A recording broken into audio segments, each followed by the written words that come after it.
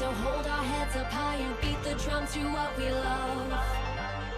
Risk the fall, or we have felt it all come crashing down from far above. Stars are rising, countless worlds colliding, only one will take it all. Can we bring to fall the giants? Can we make the final call? We are the ones to ignite the darkened skies, the champions of the world that we defy. A solo ride of the few who rise up high, and we all fight at the last light.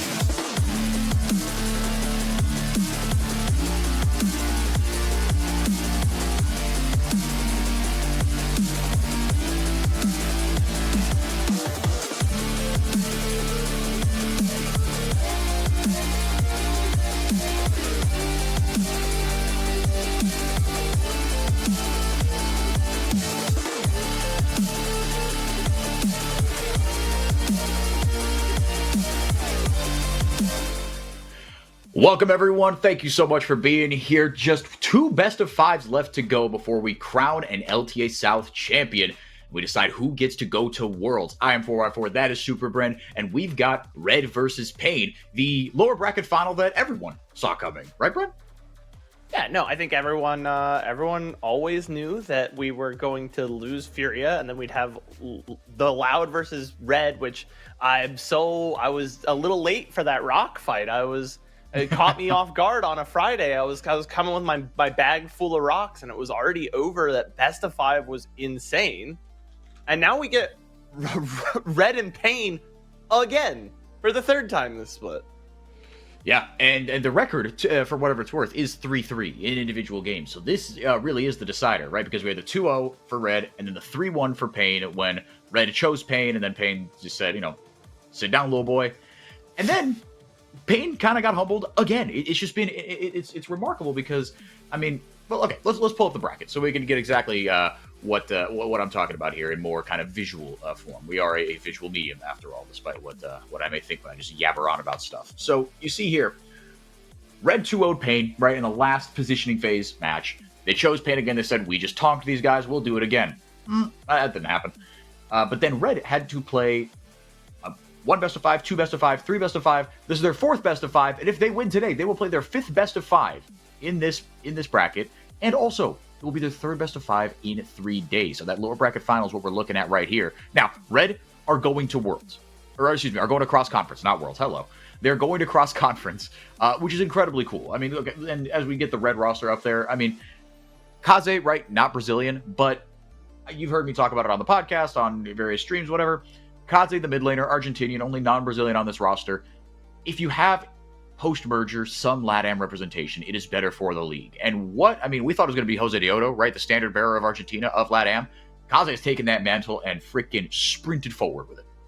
Oh yeah, this guy is, it surprises me every time we have to be like, no, this guy's Argentinian, because he plays so Brazilian. If you've been following us since we were, CB Lol English, back when it was, just 10 Brazilian teams, does Kaze not fit right in with the best of them?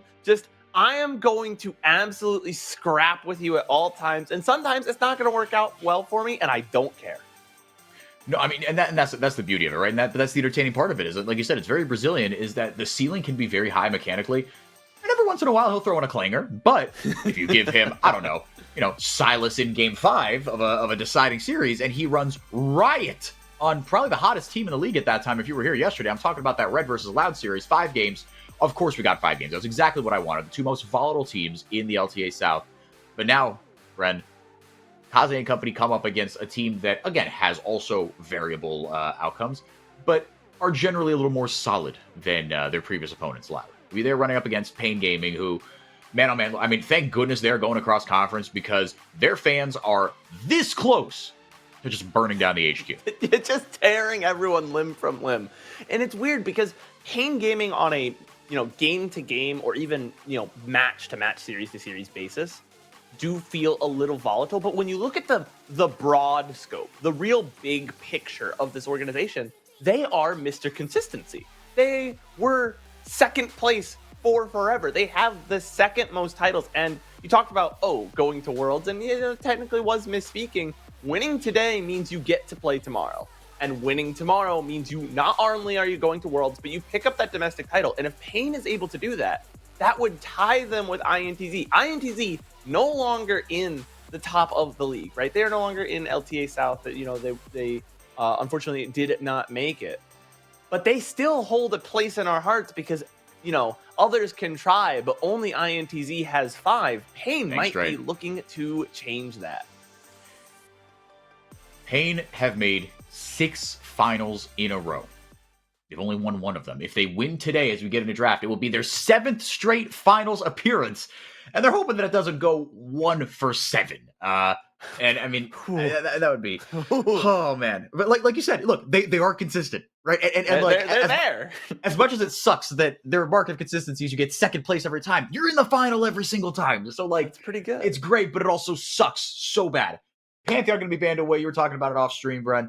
This is the most banned champion of the split, but also taking away that Silas. I think Pain saw what Kaze did to to poor Jewel over there, and they said, look, Roamer still maybe the weak link of this roster. We are not going to let him just take a free win on that champion. Instead, they'll pick up the Varus immediately.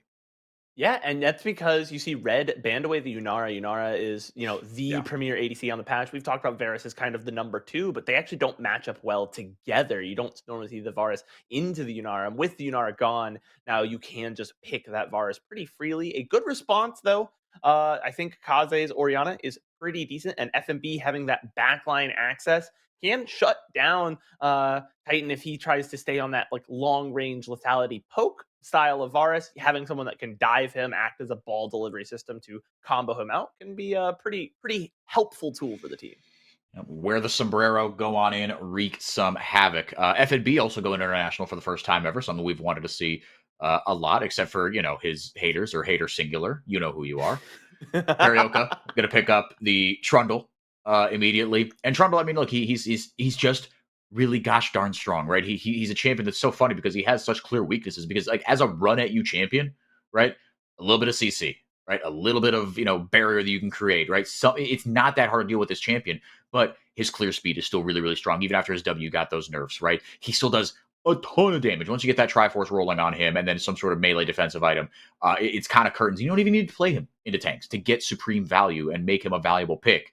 And in kind of a tankless meta that we are in, the Trundle's still alive and well. So it'll be Talia into that Orianna, and Doom going to pick up actually the Jarvan in game 1 here, Brent.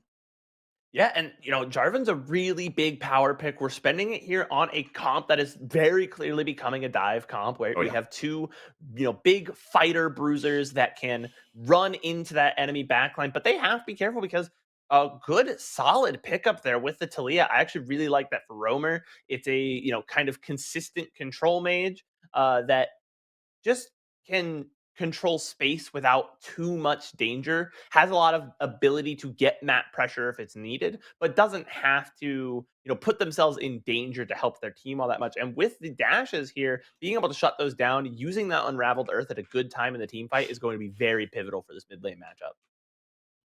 Yeah, one good shove can send everything into madness, into some really really bad places, right? But like you said, this red composition, it is just on the nose, not trying to disguise anything. It's saying, look, we're going to just come at you 1,000 miles an hour.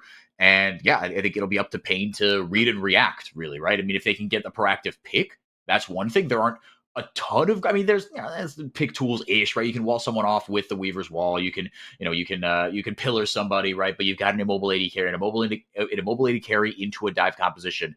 It's a tough one. This isn't really something that you can just like Titan just says, oh, I'll take cleanse and I'll be fine. Right? You get locked in the Cataclysm. That's not cleansable, right? You get knocked up by the shockwave. Not cleansable. The only thing you can cleanse is, like you said at the top of the draft, Ren, if FNB gets on him, then that's something you can get value out of. But Titan doesn't strike me as a man who likes to play with cleanse. I think he'll be a barrier Billy, to put it one way. Rebello going to lock in the Ezreal. Again, just seeing a bunch of picks rising in priority. It's not that Ezreal is out of the meta, but I'm surprised at a couple of the picks we've been seeing just so early in the draft. I think it makes sense, though, because if you look at what Pain targeted there on their ban, I think Pain and Red both identified with this draft. What do you want? You want someone that can be a little more safe on their own. You have a lot of picks that are going forward, and what that means you don't currently have is a good peel target, right? There's no one that can just keep your AD carry safe, and so the Sivir was banned away, and the Ezreal then picked in response. Someone that can keep themselves safe in that backline. And keep themselves safe. They might have to, because we see the Nautilus coming out for Curry. And while he's not always, the most successful at staying alive, he's also pretty damn good at making sure everyone else is dead. Yeah, no, I mean, look, Curry on Nautilus, he's pretty reliable, pretty strong. If we get Frosty on Bard immediately, I think that would be incredibly fun. How do you see this? Okay, Leona would definitely tie together better with a dive composition, but it's not like the Bard can't work. I so like it the will Bard, be actually. Indeed the Bard. Okay, talk to me more about that. So with the Bard, the big thing that Bard has, if you look at his numbers, if you are a newer League of Legends player, you're not really familiar with what Bard does, and you see your support pick Bard, and you're looking at the end of the game, and you're like, this guy doesn't have any CC, and he doesn't have any healing, and he doesn't have any damage. What does he do? He generates map pressure for free. he can move around the map faster than pretty much anyone. Like even a jungler with water walking just gets mogged by Bard, picking up beeps and chimes as he goes around. And because of that, he can set these other more aggressive picks. He can meet up with Doom and force really, really volatile ganks that can accelerate the rest of the map. And when you have the Ezreal in the bot lane, you've picked yourself a safe ADC, which means Bard can roam kind of with no threat to giving up all of that gold, right? If you normally leave your ADC as Bard, there's the risk that in that 2v1, especially in a 2v1 against Titan and Curry of all people with a Nautilus, that, oh, all of a sudden, this is very dangerous. My ADC could get hard punished here, lose out on a lot of farm, but Ezreal is really safe and doesn't have that inherent risk, at least not as much as other AD carries. And so the Bard allows you to just unlock the map. Yeah, and like you said, especially with the Ezreal, right? I think that's kind of the cherry on top. And I mean, a dive comp with a long range AD carry, that's beautiful stuff. And also, I like the combination with the Cataclysm walls that Bard can give, right? You said, okay, Bard doesn't have a ton of CC. I mean, he does it, right? In certain scenarios, right? If you hit, oh, hell yeah. Nice cosplay, brother. Very nice. I think that's Bakery Pantheon. So Baker Pantheon. Let's go. Elite. Great cosplay. Yeah, great framing as well by the camera people. Just getting him on the bottom right there. That's beautiful stuff. The Pain fans, ready to rock and roll. Loudest, most, love him or hate him, right? These Pain fans are going to get in and support their team to no end. Titan and Kaze, two guys who I think you could say, as far as, I mean, look, Titan is Mr. Consistency. Even when Pain has a bad day, it doesn't seem like Titan has a bad day. And Kaze, even when he's got a bad day, he's still one of the most, if not the most, just purely exciting players to watch in this league. Both of these guys, very much the mascots of their team, for lack of a better term. Yeah, I actually really like that. Like Titan exemplifies how I feel about Pain. Because, we might get some level 1 action. I'm always excited to see that with the Nautilus. FNB's going to get out of there. Oh, boy. Yeah, I was able to get the heck out of dodge. Now Doom kind of backing him up, but Pain not really backing off this. Notably has to take the Slice and Dice there, which is not always your go-to spell at level 1 as a Renekton. No, not always the best thing you want to be taking, but look, if it means you survive, great. That doesn't matter at all. And I mean, the level 3 is when this champion really goes absolutely berserk. When you can get that full combo off, it's what makes Renekton so deadly, right? His early trading and skirmishing power is just absolutely lethal. And then he turns into a snowball that really few can stop. And Doom, right, having to take, I actually don't know what Jarvan Max is first in the jungle, but took the E, got the Demacian standard down for the vision, right, to just negate any sort of pressure. And yeah, that'll be that for now. Roamer and Kaze in this mid lane. Brent, this feels like kind of where this game might be won or lost. Okay, just vision. Because you talk about, I mean, look, Roamer's had, he's had his good splits, but like, and even last split was all right for him. But this split has not been the return to form that they wanted. Because actually, I mean, Rebello, especially after yesterday and what he was able to do, I mean, this bot lane in general, Rebello and Frosty had an unbelievable day yesterday. They were absolutely on fire. So I think they can go toe-to-toe with Titan and Curry. But the chasm in this mid lane still looms very large to you, boy. And you're seeing it already. That Orianna is an early game bully. The passive damage on the auto attacks is something to really look out for. It will catch you off guard. It will become a problem.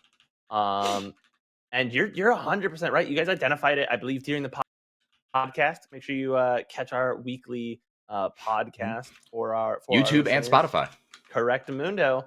And I think you guys hit it on the head. Like if wow.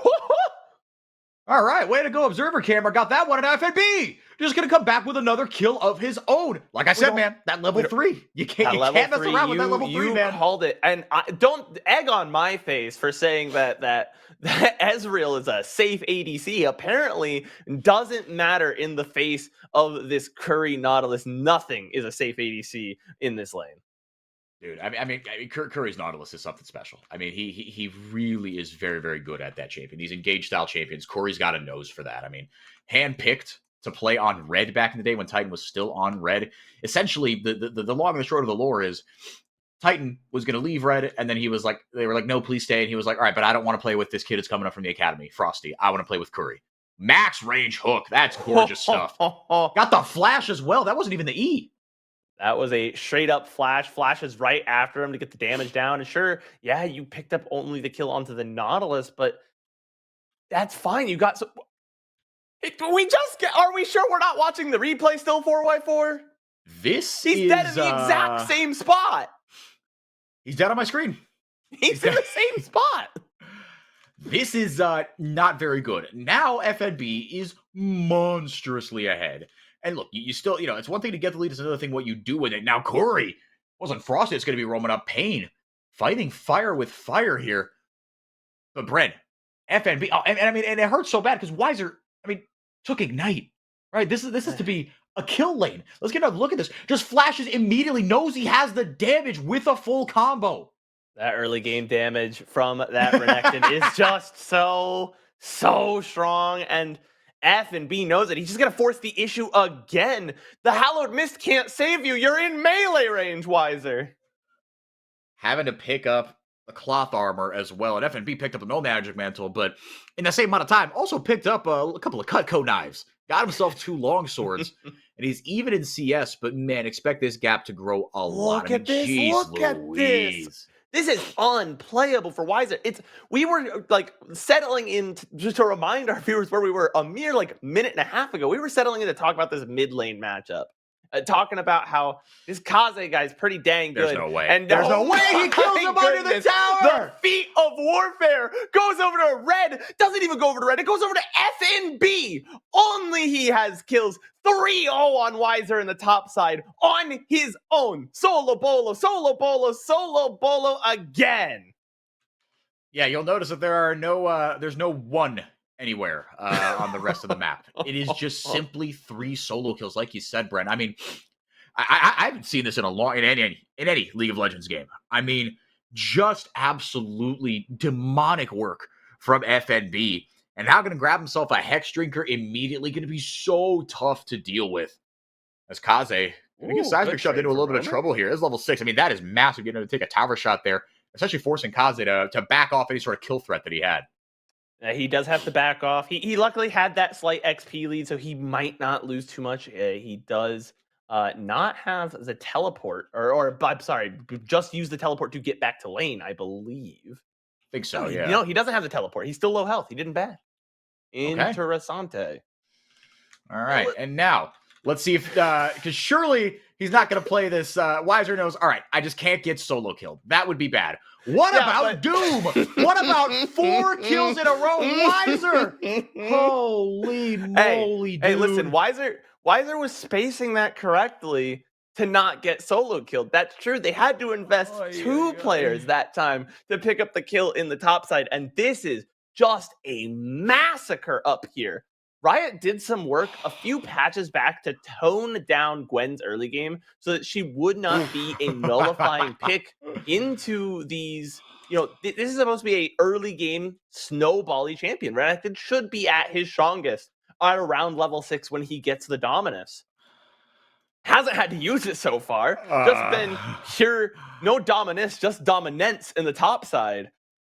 But that wasn't even a full combo. He didn't have rage on that. He took 40% of Weiser's HP. They didn't want Gwen to completely nullify these picks and then outscale them. And maybe Weiser didn't catch that memo because he picked, like you said, the Ignite. No Ghost, no Flash, no escape option there on your spells to help nullify that early game. And instead, you are playing a very difficult matchup now that you are nearly 2K behind.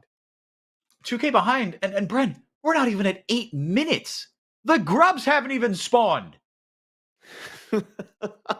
What are we doing? FNB is playing with some venom today, and I mean, me personally, I am excited. This is entertainment. This is cinema right here.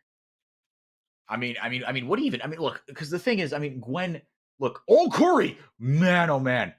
Almost had that go and had that max range hook there, had the ward down, but now Corey might be in some trouble here as Doom and company show up. Yeah, when FNB's here, everyone just get off the boss. There's going to be 2 more kills that go over to Red.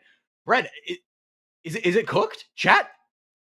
Okay, Chat, so we were talking about this prior to the series start. The fastest game in the NES teleport to he misses 2 minions there as he gets back to his wave. FNB is playing this early game phenomenally. But we were talking about the fastest game of the split, bar none, was Red versus Pain. It was actually in that series in that best of 5 where Red opted into Pain for the second week in a row and, kind of got it handed to them. In the one game they were able to win, it was a 25-minute steamroll. And so, I guess if you're a Pain fan, you could argue that gives you some hope. Say, look, this is this is just the one. This is the one. This is just the 3-1. Exactly. Everybody gets one. Right? Wiser, there's your one. Now, best behavior, please. We can't have this happen twice. And with Renekton of all picks, man, I mean, this champion, permanently. Oh, man, there's that Bard CC you were looking for. Bard stun. Bluetooth Bard stun. Oh, my God. No, that's so real, though. Yeah, and Burning Roamer's Flash as well. Wiser says, get me the heck out of this lane. We are swapping out of it, sending the bottom lane up to take on this this burgeoning raid boss that is FNB. He is going to be so tough to deal with. The copium angle here is that it's only 2k gold at 10 minutes. The lead could theoretically be worse. It could. It can always be worse. And there are still, despite having that feat of warfare well and truly secured, there are still other feats to play for, and Pain actually taking the early lead on one of them on the feat of objectives, having picked up those 2 grubs. So Karaoke, putting in a little bit of work to help keep his team at least in the game for now. I mean, within spitting distance, yeah. But you got to put some real hawk into that tour to extend a terrible metaphor here. Well, this going for a dive on FNB, but here comes the TP. Weaver's wall down as well. Chains of Corruption go down, and that is a massive shutdown coming in. Now 2 TPs as Red try to capitalize on it. They get a kill back. It doesn't negate the shutdown, but Frosty now going forward here. Getting on over. Double kill there for Rebello. As a Tempered Fate goes down, that should help secure a third one. Down goes Titan. It was a great idea, but I Red think responded that nullifies the shutdown there for one kill going over for the shutdown. That's great. 2 kills, okay. It's as long as we've got this Renekton slowed down, but now you've given over 3 kills. Wiser going to pick up some consolation plates in the bot side. We're going to crash some waves in mid lane, but we are just accelerating other members of this Red squad. It's a good dive. They're able to get a lot of damage and kill him very fast. But unfortunately, double TPs coming through, and that means just everyone on Red swarms to the play. And there's no recourse. Titan burns the flash, but that means the Tempered Fate is free, able to line up and just get all of your CC down. Doesn't have a chance to get away. And this is looking real dicey. There's a very short window here for Pain to kind of find a win condition and begin to play for it. It just has to be something. Oh, and I was going to say, right, I mean, Titan, right, going with a lethality. Varus here. Roamer's just dead. There's no comment here. That guy's gone. That's 10 now. Kaze looking for the solo bolo here onto Wiser. Doesn't have as much damage as FNB, but it does have a completed item, and Wiser itemized into armor. So not going to help him a ton here against it. Kaze, man, just barely. Wiser avoiding the 0-5. He is on, just a garage sale in terms of his inventory. We got a little bit of this. We have a mask. We have some old shoes. We have a wedding ring from a marriage that didn't work out. We've got a moat. We've got a moat. You guys know the meme of the ant with the hobo sack? And it's me going back to lane after buying one glowing moat. That's literally Wiser right now, guys. And speaking of, we talked about itemizing into armor. Those boots are not going to be very good for very long. Tell me, who on this team is the consistent auto attacker? Yeah, no one really, right? FNB and Rebel are going to be weaving autos in, right? But it's not for the auto attacking, right? And if this was just a straight up 1v1, you're continuing that, okay, right? You're not going to build, ninja tabbies into this composition, I suppose. So I guess, the boots were always the quote unquote correct choice. I don't know if Gwen builds Sorks or Ionians, but you don't blame him for building that. But to your point, Bren, it's just useless right now. It's the fine item. It's probably the correct boot choice overall when looking at it. But at this stage in the game, it just feels really bad because it's just not helping him into a good portion of the composition, remotely. And so Pain, it's hard. You don't want to dunk too hard when the team is down and just be like, oh, what? It's over at 13 minutes. But it is a long road back. And I I wish we had some conversations earlier. Now that maybe there's a breath, people are taking a pause. I want to talk on some things we brought up so long ago, 10 minutes ago of our lives. Trajan, that's not that guy's not here. 4x4. It's okay. I've almost called you RMC a couple of times, so we're even.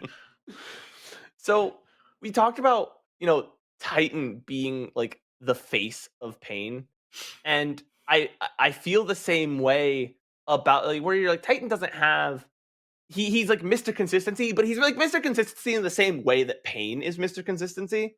Like Titan never like has a bad game, but there are some stinker moments just at times, and I feel like that's the same way I feel about Pain as a team, where it's like they never have like a terrible split, but sometimes there's a series where I'm like, what's going on here, Pain? And this game might be that that stinker moment, not for Titan, but for Pain, because they're gonna have to just Titan is the one guy I think they can funnel right now. I don't think your Talia is going to be building, nor should you expect them to be your hard, consistent carry. That is a utility that's not the point of this control sort composition. pick. Yeah. So No, it needs to be Titan, and we need to get him some gold and fast. No, she could do a lot of damage, but like when she can't be your solo carry. It's exactly what you said. Weiser, meanwhile, is getting cyberbullied. Oh, hold on a second. Hold on a second. That did a little more than I thought it would. And the Ignite, not for nothing, kind of negated a lot of the power of the Nautilus, right? So again, another reason why you pick that into Nautilus. Flash goes out there as Kaze will go down, or Kaze gets the killing spree onto Kuri, other 4-letter K name. There's the Shockwave onto Roamer as he tries to head for the hills. Flash over as well, but not going to be enough to secure the kill, but it will be enough to grab themselves the Herald. Red Canids onto their third objective of the game here, Bren. And something that, Pain was holding out hope for, that they were getting some early plates. They at least picked up an early objective. They might still be able to secure those upgraded boots. No longer 2 dragons plus a herald over to the side of red. That means you're going to get those upgraded boots. And depending on which ones your team opts for, those are actually sneaky little power spikes, especially for your more low income lanes. I know supports love to build them earlier than most. Kaze gonna get this tower. Gonna take a tower shot in exchange. But those little boots, some of those extra riders can be very helpful. Specifically, what the upgrade to those armor boots can do is give you that shield when you take armor damage, which for a lethality focused Varus could be a serious problem. Oh, very much. I mean, that's what happened here. Yeah, Curry goes in and they get the good CC down, but just able to sustain through it. The Bard picking up the Redemption, which is a big meta item for supports. Even non-enchanters are building it.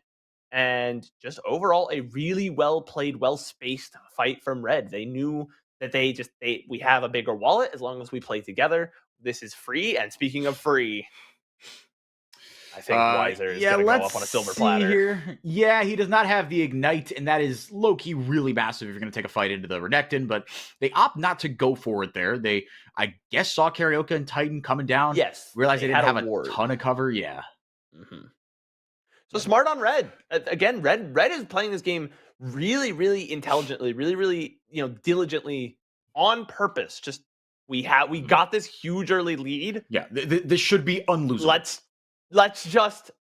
We just don't have to do anything stupid. A great pillar there. That's one of the big reasons that Renekton actually gets a lot of value, is shutting down the Rift Herald charge. Or Renekton. Oh my god, we're not on it today. Yeah, we're doing our best Pain impression right now. Really, really floundering. We just like Pain, we need a game to wake up. And I should have made it a different game. I should have picked up the Splatoon or something and then woke up that way and then be ready for the adult League of Legends game. Got dragged off the wall. Buddy. He's just dead. Yeah, there was nothing to be done there. That feels really bad. You're going to lose your ultimate. Because, Brent, you talk about how in God's green earth could Pain get back into this one. 5,500 gold lead at 18 minutes. Look, it's really bad, but I've seen worse. And the crazy part is, your champions that scale the best and are able to kind of, in theory, 1v1 anybody. It's Weiser and Karaoke. Yeah, and those guys, those are the guys that are really most behind, it feels like, especially poor Weiser, victimized in that top lane. I genuinely think some people might be, regardless, looking in the cross conference, I think there's going to be some people that look at this FMB game and be like, maybe we just don't give this guy Renekton into a champion that's weak early game. Like, we should not do that, probably. Yeah, it is. Yeah, you're gonna see. Oh, hold on, Tempered Fate. Les land onto Frosty himself, bailed himself out. Not sure if that was the intention, but it kind of worked out there. Doom gonna go with the Cataclysm. Way too much damage for Kura to deal with. That is not an Alistar. There's nothing he can do. He is still made of paper mache. Karaoke taking a ton of damage as well. But that's the thing. I mean, sometimes it is just as simple as this is a wallet diff. Right now, there is no fight that Pain can take unless it is a gargantuan numbers advantage, unless they find some miracle pick, unless Red really misplay some part of the map here as they play out their mid game. Which, if there's a time to misplay, it's going to be in your mid game, right? When you're juggling rotations, and you send someone to cover top while you send 2 down to get the objective, while you make sure that mid is still pushed out, right? This is when the errors can happen. But the longer and longer it goes, the numbers advantage is going to be a lot tougher to come by for Pain. I feel like. Yeah, trying to stack one side of the map and take some advantages. It's not possible when you get that trade in the jungle, and not only do you lose a member, but you lose a lot of health on your jungler. You can't say, okay, they're gonna send someone top. That's fine. We're gonna stack the dragon, right? You can't do that anymore. And you're 100% spot on that this is the time for Red to make mistakes in these transitions. Well, there you where go. You're gonna find it. Excuse me, I sneezed. Hopefully I didn't come through. It probably did. Sorry. Red do have 3 dragons, but there's a kill. I don't think it was a shutdown. I think that's when I sneezed and the shutdown came across the screen. I don't know if it actually popped there, but regardless, that's a little bit of gold in the pocket of Pain Gaming. I got a little bit back there into the pocket of Titan, crucially. And again, look, lethality. There's no armor being built right on the other side for Red, so lethality isn't like a death sentence, right? Because you have no tank, right? Because lethality is still being built on the Varus, even into kind of not like into single tank compositions. Because you say, look, I'm just going to body this lane so hard that once I get this, I'll get 3 items, Mana Moon, and then once I get the Cyrildas, it's over for you. But that is not the case here. But unfortunately, it doesn't have to be the case. Atakan, start it up now. It would be tough to throw from this position. There's a lot of sustained damage coming through. Rebello's got that Mana Moon. He's starting to, I mean, if he hits his Qs, right, maybe not consistent auto attacker, but consistent damage is going to be Mr. Rebello. Yeah, lots of consistent damage coming through, and it's just he's gonna be kind of their way to cut through these bigger objectives. And Pain obviously in no place to contest, and now Titan is gonna go down for even thinking about looking at it. Has to burn the flash. But is Red still looking for this? They're gonna take the tower 4x4. They very well might be. There's that mid-tier 1. Kind of a miracle that mid-tier 1 has stood as long as it has, given the context of the events unfolding before us. They do grab themselves, did they get, I don't know, they didn't even get a kill. They almost got Titan there. But blew a lot of ultimates in doing so, but got that mid-tier 1. So now you can really open this map up. All the tier 1s are down. But Red still only up 5,000 gold. So again, not far from doomed, but it's not great right now still. Notably, that ended up being a gold positive play from Pain. They sacrificed. They knew there's no chance we can contest the Otacon, and so they set up and just went and farmed around the map to trying to cut into that gold lead a little bit more. And Roamer maybe trying to set up and take this tower, does not know about Frosty in the wings. Some good damage on F&B here. Yeah, actually pretty decent here, right? I mean, Renekton, look, he is an absolute snowball, but he does fall off eventually, right? So there is a window where FNB, just, there's diminishing returns that come in. So we'll see exactly how that goes down, okay? And the tower that was taken earlier by Weiser, it is worth saying that was an objective bounty, somehow still standing with 71 HP, boys and girls. Now, who's playing chicken with who, I wonder? Who thinks that they've got the jump on the other one? The hook misses, and that means everybody run away. Unless, of course, a Chains of Corruption hit. Maybe Karaoke going to take a bite out of Doom. Here comes Kaze, looking for a big shockwave. He's got everybody grouped up, gets Roamer, but that's about it. Everybody else kind of stuck up in the Tempered Fate. That could bail out Pain here in this fight, but it seems like the wallet diff is just too large. Rebella hasn't even showed up yet, and now that should be curtains. Weiser grabs himself a kill, finally onto FNB, but Rebello guns him down. Kaze almost able to get enough damage there onto Weiser, who, again, you see, right?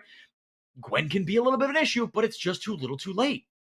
Exactly. You only have one item. You're looking at a 2-item Renekton who's probably about to pick up some components there as well. And the gold lead is just, it's massive across the board, even in the ADC where you had Titan doing, a cromulent lane, had been playing fine against Rebello, even picked up that kill in the early game. Now he's behind by about a component as well. There's a long sword in terms of gold difference there. And you can see here, Red played his fight pretty slowly. I want to highlight Doom. He used the Cataclysm to go in and then Flag and drags back out. And when Roamer goes down, now you have no more of that like consistent magic damage pressure. And it allows them to play this fight a little more slowly. They don't have to rush in and try and get onto these carries if they're already gone. Speaking of carries that are already gone, Titan bids farewell to this Mortal Coil. Another objective bounty turret being taken by Weiser. I'm actually very curious to see who wins this 1v1 because Weiser doesn't have Ignite. So it should be FNBs. Let's see how it goes down here. Able to get the stun down. He's inside the Veil. Big damage from the Q, but healing right back up is FNB. There goes the needlework. Able to get out. Frosty coming through here and disrespecting the honorable 1v1. But look, they've got a game to win. They've got a finals to get to for crying out loud. I think Weiser might have won that one uninterrupted, low-key. Yeah, Weiser is finally starting to come online. When you get those 2 items for Gwen, she becomes a massive, massive pain to deal with, especially because there's no consistent anti-heal option here for FNB. So that 1,000 cuts on the passive is coming through very fast. And Curry, I'm not even gracing your death with some commentary. It was very swift. You should probably be grateful for that. Yeah, I think that's the most mercy that can be offered to you at this point. Bren, what a game by Red Canids. Yeah, man. This has been... It's crazy still, as insane as this gold lead is, as fast as Red took over, right, from the jump. As soon as we saw those 3 solo kills top, we were like, guys, I think this one might kind of be, I don't want to say it, but it might kind of be over. It's still not the fastest game where Red has beat Pain somehow. Sure. They're technically behind that pace. I need to go back and like rewatch that one game and see what the heck happened there. Yeah. Teams are going to be setting up for the Baron, and this is kind of Pain's last hope, right? You see them 100%. All grouping up, hoping, finding a pick can save them. They can get a big objective, but I think it's them that are going down 4x4. I think they just might be. Kaze in a little bit of trouble here. Roamer does go down. The Chains of Corruption not going to hit anybody. Crit Bloom healing is going to help them out. Kaze's out of this fight, but Rebello is alive and well, and he is feeling loose, brother. Going right on in, completely unperturbed, free firing FNB with a double kill. Rebello on fire, 6-1-4. FNB started the pain train here, pun completely intended actually, for Red, but everybody else has hopped on and they're having a great time. Yeah, it's just like I said, it's been a very, very just intelligent game plan from Red. Every decision they've made has looked like the right one. And that's, obviously it's very easy to do when you have such a massive lead in one of your lanes. The jungler, like Doom came and ganked one time and set up another free kill, but he was able to just pay attention to the rest of the map, make sure no one else fell too far behind. And the rest of the map has responded in kind, doing incredibly well. And because of that, you would imagine that, of course, Red should win. But I think it's the manner in which they're doing it that is impressing me so much right now. These fights aren't close. There's no, Red's just eking it out because of just wallet diff. Yes, they're using that to their advantage, but they are just, like, look how spread out Pain is here. They peeled them apart and then picked them off one at a time. Red is playing this game exceptionally well. Yep, kind of a masterclass. I mean, the Red fans can't believe that this is going as well as it is. I mean, they're the minority in the studio right now. Make no mistake. It's got to be, look, it's loud because all Brazilian fans are loud, but when the Pain fans go quiet, it gets eerily silent. But look, I think this is kind of, one of those flush it and move on games, right? You've got to be able to bend back here, right? Or bend, not break, I think is what I meant to say. So True Shot Barrage goes out, thins the ranks just a little bit here. Let's see what they're able to do here. Spreading kind of the 4-1 from long range, sieging this tower. And this is these last gasps, these kind of death throws here for Pain.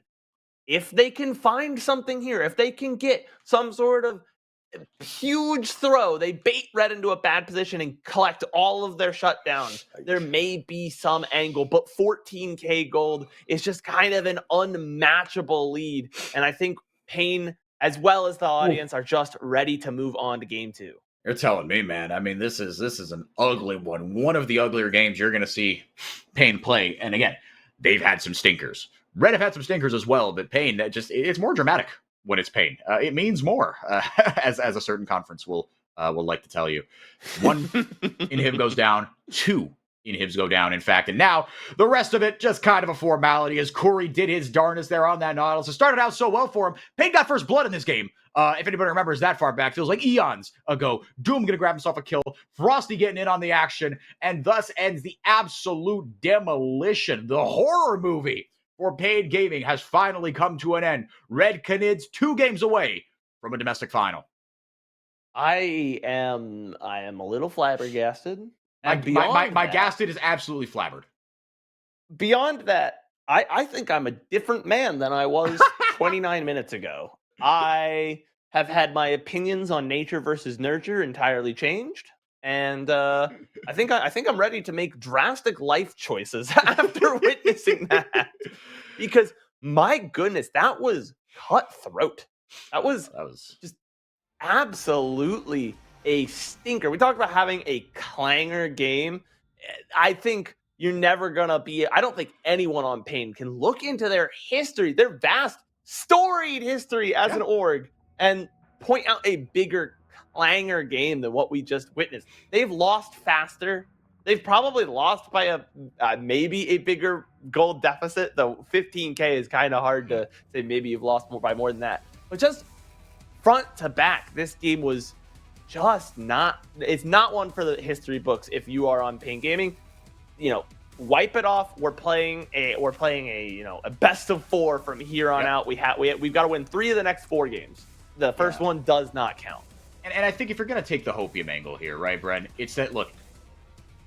As the game went on, it became a disaster kind of all over the map. But I want to credit Red for that, right? I mean, I think no play kind of exemplified it more than that top dive where they got FNB finally. But Red, without hesitation, they didn't say, all right, we'll cut our loss, we'll do something else there. They say, no. FNB is far enough ahead that he's going to take a bite out of you before he goes down and leave them ripe for the picking. And that's exactly what they did. Again, zero hesitation. They pounced immediately on Pain, and that is when the game got broken open, right? One trash lane is enough to come back from, especially when, again, to provide the cope here for the Pain fans. Renekton falls off a cliff, Gwen does the exact opposite, right? There's an angle there still, right? But it was Red kind of coming back.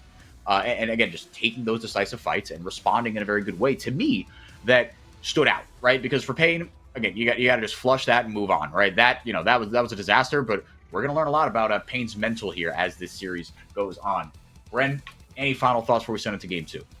Oh, yeah, I have one last thing. I think it's that you're 100% right. I think, it's so easy to look at Pain and go, man, what a bad game from them. But I said it a couple of times, and I will die on this hill now that I've seen the game out to completion. An intelligently, diligently, just smart game from Red. It's one thing to get those leads. FNB just hands checked Wiser. That happens, but it is another thing to say, no, not only are we going to get the lead, we're not just going to hold it, but we are going to grow it because they just always made the right play. And that is a sign of a good team. If this is the kind of team that we are sending to our cross-conference play, I'm glad that Red is in our top 3 because that 100%. was a just 100% well-coached, well-thought, well-shot-called game, and I am super excited to see more of it. Yeah, whether domestically or otherwise, this has been a treat from Red, right? This new version of Red, the Red 2.0, has been absolutely awesome to see. Or I guess 3.0 if you want to go back even further. But we're going to take it to a quick break. When we come back, game 2, we'll see how Pain bounce back and more in just a second.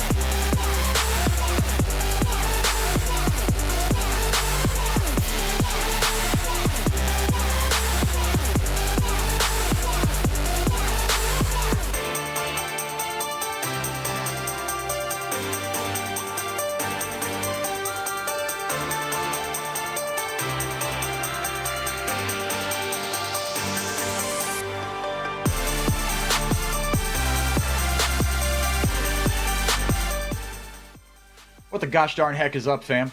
Hopefully you've had some time to eye bleach yourself if you're a Pain fan from what just happened there. I know it seems like... oh man, wait, I'm forgetting the presenter's name. Oh no, this is bad. This is a bad time for me to go into a bit. Yes, Rafa. Yes. Oh geez, that was tough. I've met her before, so that's not good. She's wearing all red, or it looks like maybe all pink. But so far, to extend a horribly executed metaphor on my part, it has been all red. Whole lot of red, in fact, for those of a certain hip hop persuasion. If you said if you're eye bleach, if you're a Pain fan, if you're a Red fan, like lock this away in the treasured memory vault, because we've talked about the nobody ever beats Pain twice meme. Like no one beats us twice. This is as cool as that game one was. I don't think we're getting that. I don't think we're getting that again in this series. I have to imagine Pain is gonna make some adjustments for it. Yeah, no, there is simply no way. Like, right? Like, yeah. Hold on, I'm not confident about it anymore, guys. I'm reaching out to the audience please? For help here. Like, chat, guys, it doesn't happen again. Chat, please. Yeah, I mean, I'll put it this way. I'm confident that it won't happen to the same person in the same way again. We very well might get, as draft comes up on your screen here, we might very well get another gappening. But I don't think it'll be FNB and Wiser again. That being said, Pain have chosen red side now. They sure have. They saw how good Red was at playing red side, and they were like, well, maybe if we're red, then we'll beat Red because we're red. Works for me.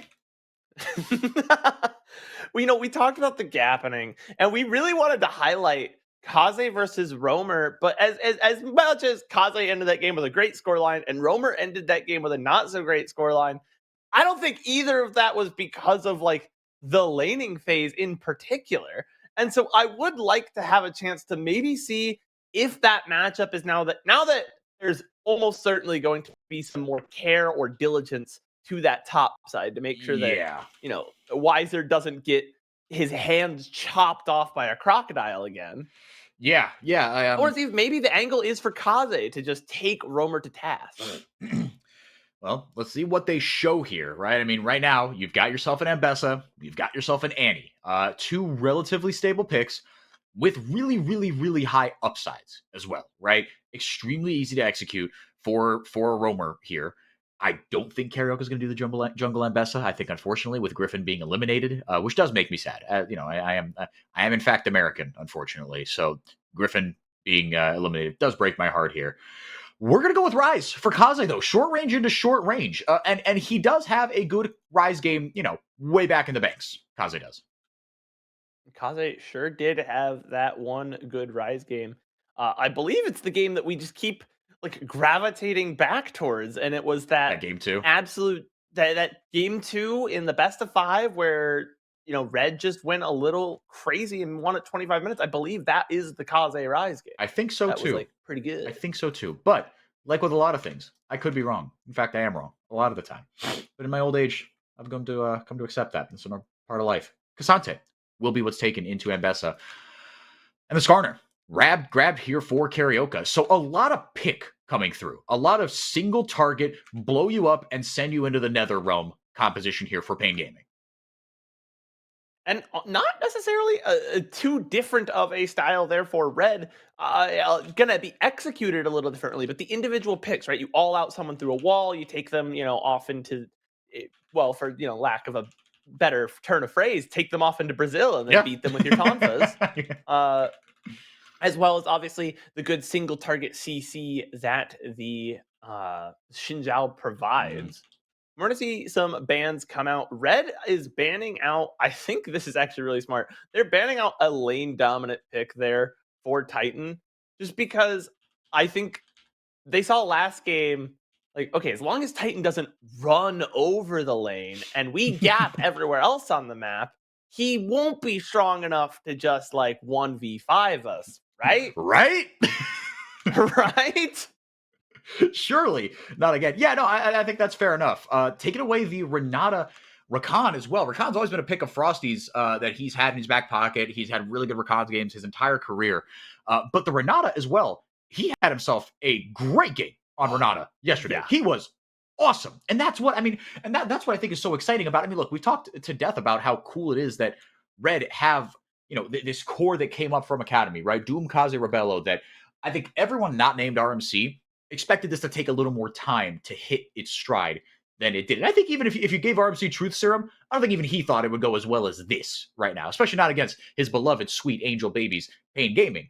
That being said, it has been cool to see Frosty kind of reach another level because to me, in the last couple years, as Alistar locked in here for Corey, another pick that he's extremely confident on, it felt to me like Frosty had found his level. You know what I mean? You kind of knew what he was going to be. He's going to be just a solid 7 or 8 out of 10 support. He can win you some games. He can be a little invisible in some games. He's got his pocket picks, but broadening his pool out, right? And having dumpster games on a couple of picks that were not, look, that is a hard champion to play. When that champion came out, I was like, great, that's going to be my new niche pick. I want to get better at enchanters. I was so butt at that champion. It is so hard to, especially in the early game. Those cooldowns are so long. Cooldowns are very long, but man, are they impactful. Yeah. As well, I think we're both support players here. I love the Renata Glass. She's fun, man. She's fun. Absolute insane playmaking you can do with that ultimate is such a huge ultimate to turn 1v5 fights, but they have given Frosty a different 1v5 huge gameplay ultimate on the Nico. People have complained a little bit, just a small amount, about how easy the Flash Nico engage is. Just play around Flash 5-head, and that's what they're gonna have to do. Is they're gonna lock in what looks to be, I imagine they are looking for a scaling lane. I'm not sure how many picks they have on the board to just fight the Kaisa here. But I've been wrong before. Yeah, it will be the Corki.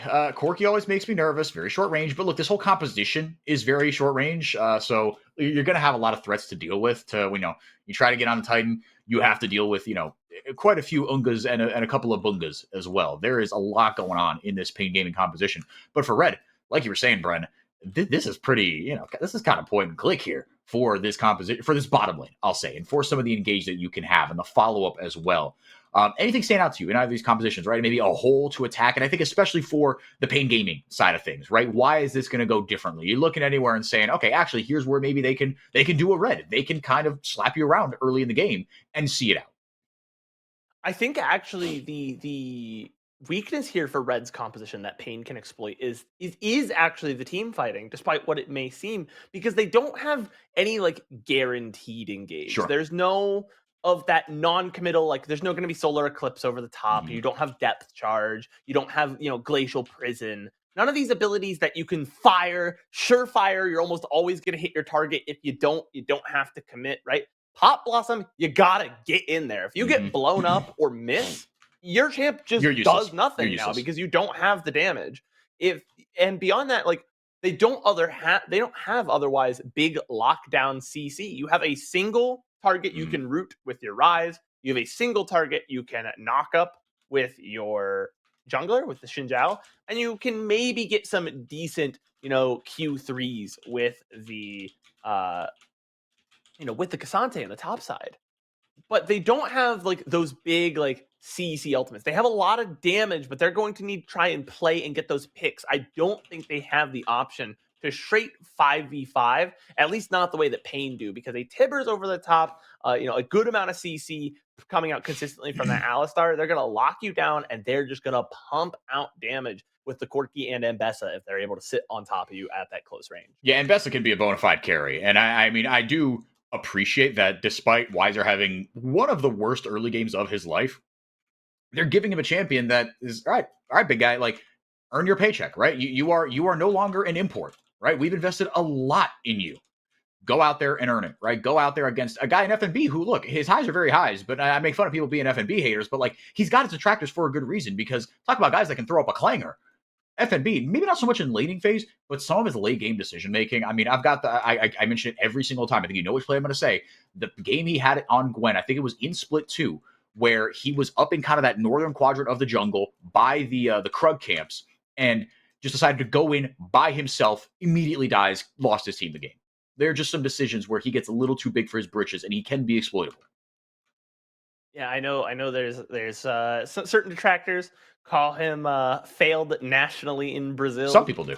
For that's a name he has earned because he's never been to internationals, but Mhm. now he's finally there, Yeah. and maybe that has Lowercase taken I. some. Lowercase I internationals, it should be said, but still That's international. true. That's true. But with an quotes Mhm. international appearance secured, yeah, maybe it's taken some of the pressure off. I would Could like be. to see him, maybe not just play like I'm not going to say start playing loose. The decision making last game was actually what I thought Red did so Oh well. yeah.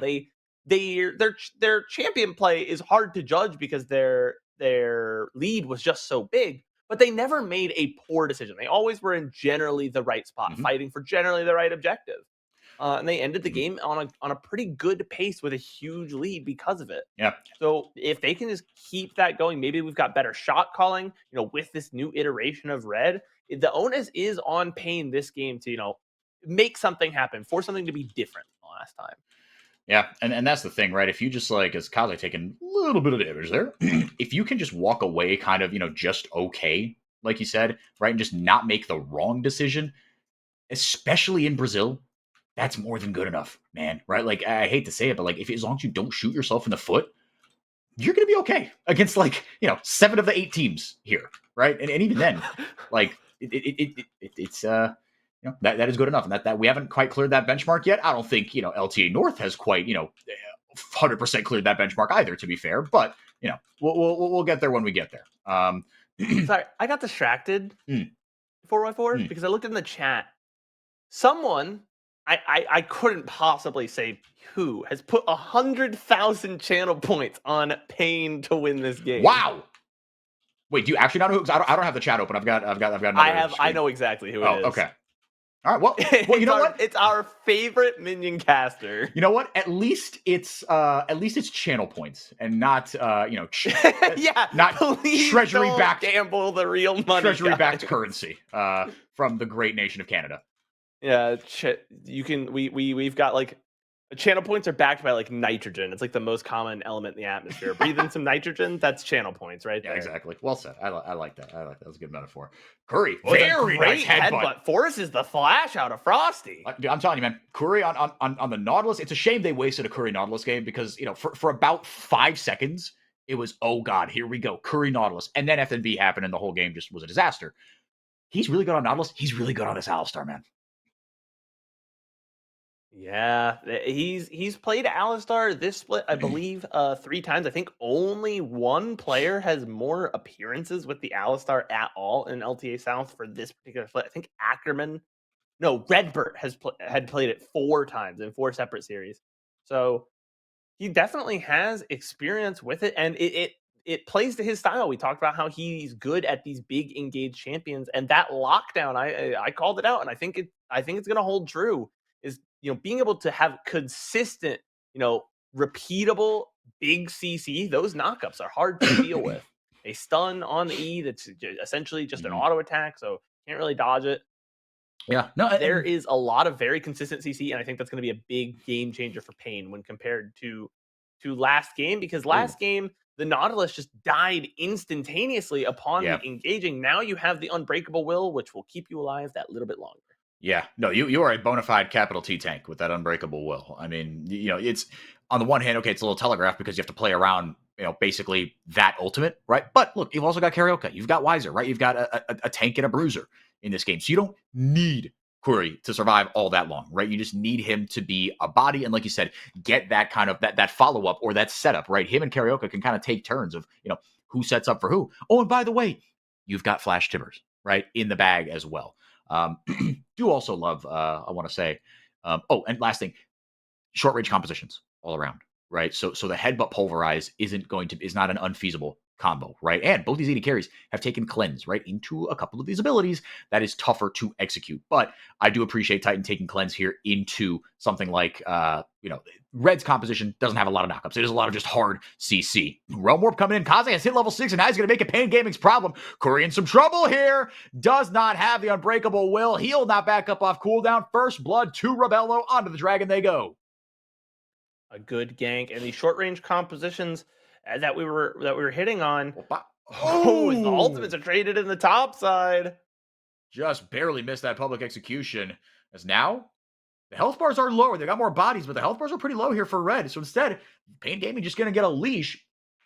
A dragon for first blood, not ideal, but given the circumstances, this is a perfectly fine consolation prize here for Pain. An Infernal Dragon to help them out early here.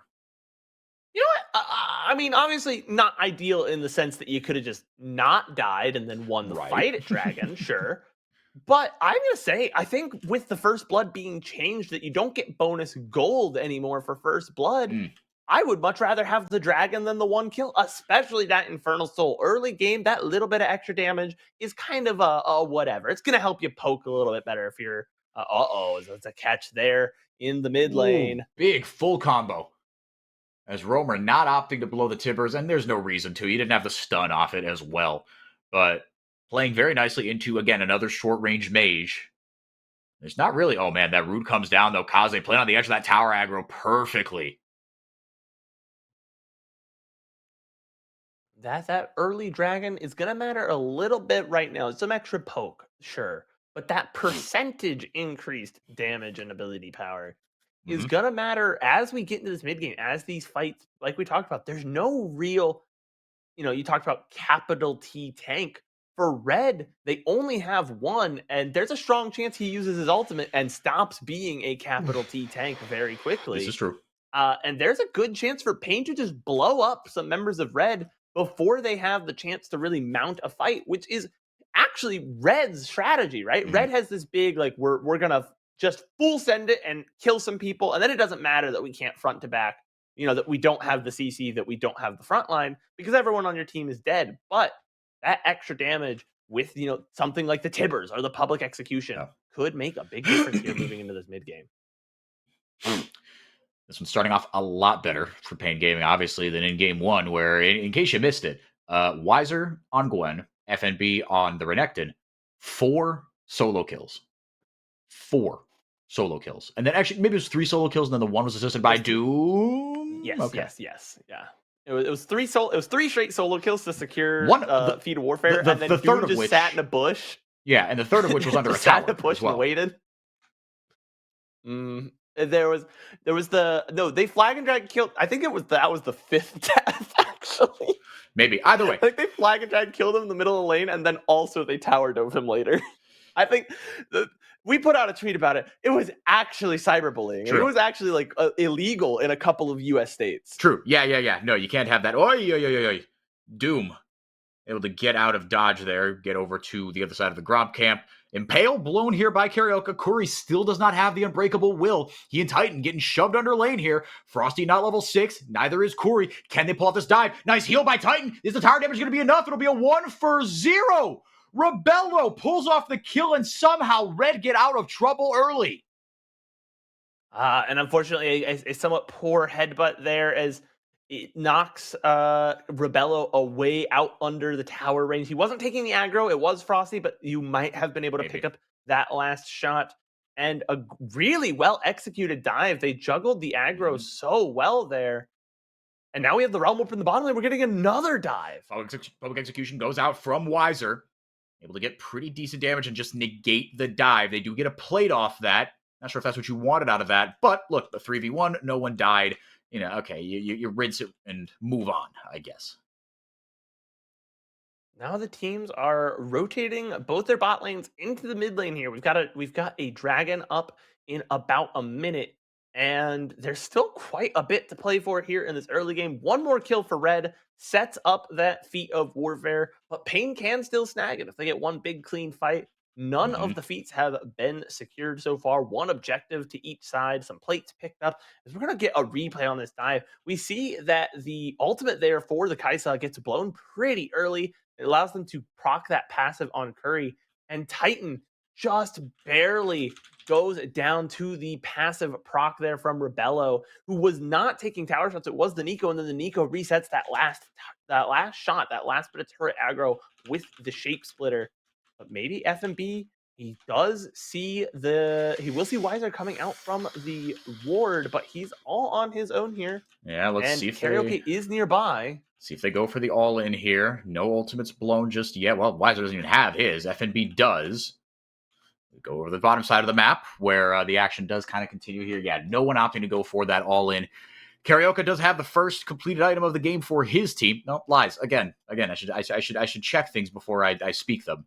A couple completed items have come in kind of across the board here. Early Kraken Slayer here for Rebello. Weiser's got his Eclipse as well. So 2 completed items to 1, but let's see if Weiser joins the no. We're not going to be able to because of a lack of teleport. Red first one's onto the dragon, seen by the scuttle crab there. Not a surprise to anybody that they're there. Might we get a fight breaking out here? Weiser looking like he's going to take the scenic route down. Rebello isolated a little bit here. Just jockeying for position. Roamer kind of playing bodyguard there, going for that. Headbutt Pulverize goes in, big impale, but the Crescent Guard goes out as well by Doom, trying to get in there and survive long enough to get the smite. That's exactly what he does. Frosty with the CC down the Pop Blossom to maybe hold off Karioka long enough, but he decides to just flash over the wall. Doesn't have to take the long way around. Feeds the first kill over to Titan. Another one going into him as well. As Weiser over the wall there, Rebello able to flash away. Weiser gets in there, not a moment too soon. So the dragon does go the way of red, but crucially 2 kills for Pain. Yeah, 2 kills for Pain. It is now 2-2. If they can pick FMB here, that's the feat. Let's see. Yeah, Weiser. Really close there. A great flash from Rebello to keep himself safe from Weiser. Yeah, no. And overall, a really well played, like little bits of micro there from Red that like kept them in bits of the fight as Weiser now is in a dangerous position. Oh, come on, Weiser. You've been doing so well in this game. FNB is all out, does have that extra damage. Kuri shows up, and the threat of the Hex Flash, and we're fine. Woo! That would have been a very, like, they can't... If there's no Hex Flash, oh my. Yeah, that was a very can't do right for doing wrong moment for Pain there, almost. FNB taken very, very low here. Again, did blow the all-out, so a little more defensively vulnerable. We're going to get a replay here of exactly how this kind of weird, fragmented fight broke out around the dragon. Yeah, and I want to say, as much as it was a really good fight from Pain, I liked the small things here from Red to at least salvage something from what is, like, Rebello's not here. He's not with you. You just can't fight together. The public execution lands. Rebello is able to dash over the wall. How did they ultimate over the wall? They ultimated at Weiser to go over the wall and then flashed back? I think that so. was kind of clever. Yeah. No, he's shifty, man. This Kai'Sa is slippery, man. Short range, but like it really does get kind of negated when it is, a Kai'Sa, and you're just able to be a Rakan almost, right? Get in and out of tight spaces very, very easily. There was lots of small little things there that Red did to take what was a lost fight, like well and clearly. Rebello was so zoned out by Roamer, could not participate in the fight, but they were still able to pick up the dragon, and they were still able to get Rebello out of there. They only gave up 2 kills, so the feat of warfare is still in play. And so what could have been a disaster early game fight is mitigated slightly. Still going to be a little bit before another dragon shows up, but the Herald next on the menu. Again, taking a look at just kind of the completed items, the combat power for each side. A couple of big leads starting to form here. 700 gold in the bag of Karioka, but in that bottom lane, again, another kind of 700 gold with the 2 kills onto Rebello, 1 onto Titan here early. Full boots completed for Karioka as well as Pain Gaming. The first one's on 2. The Herald headbutting a clone there as Titan just getting some alone time there with Frosty, excuse me. The Void Seeker goes out, and they abandon ship here. Not comfortable enough in what this could do. Pain, they had the TP there as well from Weiser. I'm a little surprised they didn't stay on that and maybe try to get an ambush going. FMB also has the TP, and critically at level 11, I think FMB can absolutely just take Titan away and then do bad things over in the jungle. I am interested to see if they're just going to give over this Rift Herald or if they have a plan to re-engage after Red has started it. You don't really want to give this over. This is a feat of objectives if you do give it to them. Well, let's see here. All 3 grubs. That is a lot of tower pushing power. Frosty's clone going forward, like you said, the 3 grubs as well. There All goes of the the Crescent teleports are Guard. coming There comes the in. TP. Very nice headbutt. Just negated Frosty's ultimate. Fantastic stuff by Kuri and saves the fight for Pain. Roamer goes out as well, gets the tippers down onto Frosty. Only gets the 2 kills, but man, oh man, Kuri with the headbutt of the game right there. And one of the reasons that, maybe you're not so worried about this Nico when you have that Alistar with the headbutt up, just able to just completely negate the Pop Blossom. And like we called out during Champion Select, when you are playing support, look at that. You're 4 levels down in the enemy AD carry, right? Yeah. 3 levels down on your own AD carry. You don't have a full item. You don't really do damage. And you're effectively there to press the Pop Blossom button. And if it doesn't land, you're kind of just an immobile little like caster minion at best. Yeah, maybe if you land the Tangle Barbs, right? That's one thing. But like you said, if it's post Pop Blossom attempt, you are within range and you are just dead, right? There's only kind of one opportunity to land anything other than a Pop Blossom. Whereas Fukuri can stay alive a lot longer. Did pop the Unbreakable Will in that last fight, I believe. But either way, executed the headbutt, and all's well that ends well. Again, you did your job, right? As a support, you're a bit of a one-button Boris. And he absolutely did his job right there.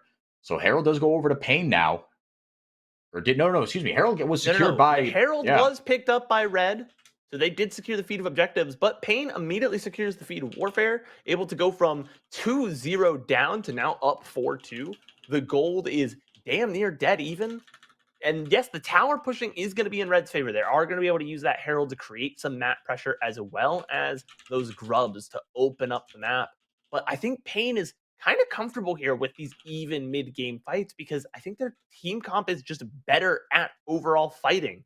Red has a fairly difficult to execute comp from a holistic perspective. When you look at all 5 members together, they need to find different angles as the all-out comes out here. The Pop Blossom doesn't catch anybody. No, and now here comes Doom with a little bit of a speed boost thanks to Shelly. Karioka doesn't get anything with the Impale. Tibbers goes down by the bottom, a little bit of time here, but Red going to come out on top. Karioka goes down into the backline with the public execution, goes Wiser and takes down 1.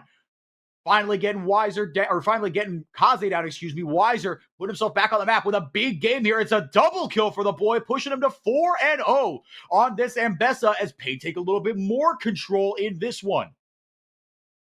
Pain notably probably not going to look to take the dragon here. They did lose their jungler. I think they're just going to reset, take what they can get in terms of that gold. But it's another quote-unquote 1 fight. They picked up 2 kills for the price of 1. They delayed Red being able to take that dragon despite losing their own jungler. And it's almost completely exemplifies what I had just been talking about, which is that, yes, Red have pick tools. They have a lot of damage, but this is a tanky champion here in the jungle, hard to cut through. And then when the team fight proper actually begins, it is all Pain all the way. Yeah, now we're seeing, the longer this game goes on, again, just it feels like the margin gets a little slimmer. Titan able to cleanse out of the Tangle Barbs and still just kind of serving to Rebello. Not afraid at all with Kuri and Karioka waiting in the wings to jump on anyone that might threaten our sweet prince. But now he is very low. 1 all out, which is almost back up, if not back up right now. 1 little pick from Doom could spell Titan's doom as he had to reset. So the map is a little stacked in Red's favor, but Red might not know that as the dive is coming through. It might not matter for long. Kaze just gets deleted. An invisible game for him on the rise. Doom coming in, gets hit by the Tibbers. It doesn't do much because of the Crescent Guard. Headbutted out. Wiser in some trouble, and a cavalry arrives at the perfect time. Here comes the Impale. Will Karioka pay for it with his life? Just gotta get some CC down. Help the boy out. He goes down. FNB does Cassante things. Rebello is free firing now. Kuri gets the pulverized down. Flash over the wall. But Rebello has the ultimate. The killer instinct locks up another kill for the Red Kittens AD carry, and that will be Otacon as the momentum swings again towards the Wolfpack. They are able to get a tower mid, but I didn't think they would even commit to that because, like I said, Titan had to base. He was so low, and he is so much of your consistent damage over the course of a team fight. And he has a big burst. Sure, Wiser can go in and, weave in those abilities and those autos on top of that, but they're very squishy, and you've just executed a tower dive, right? You've blown your ultimate there to do so.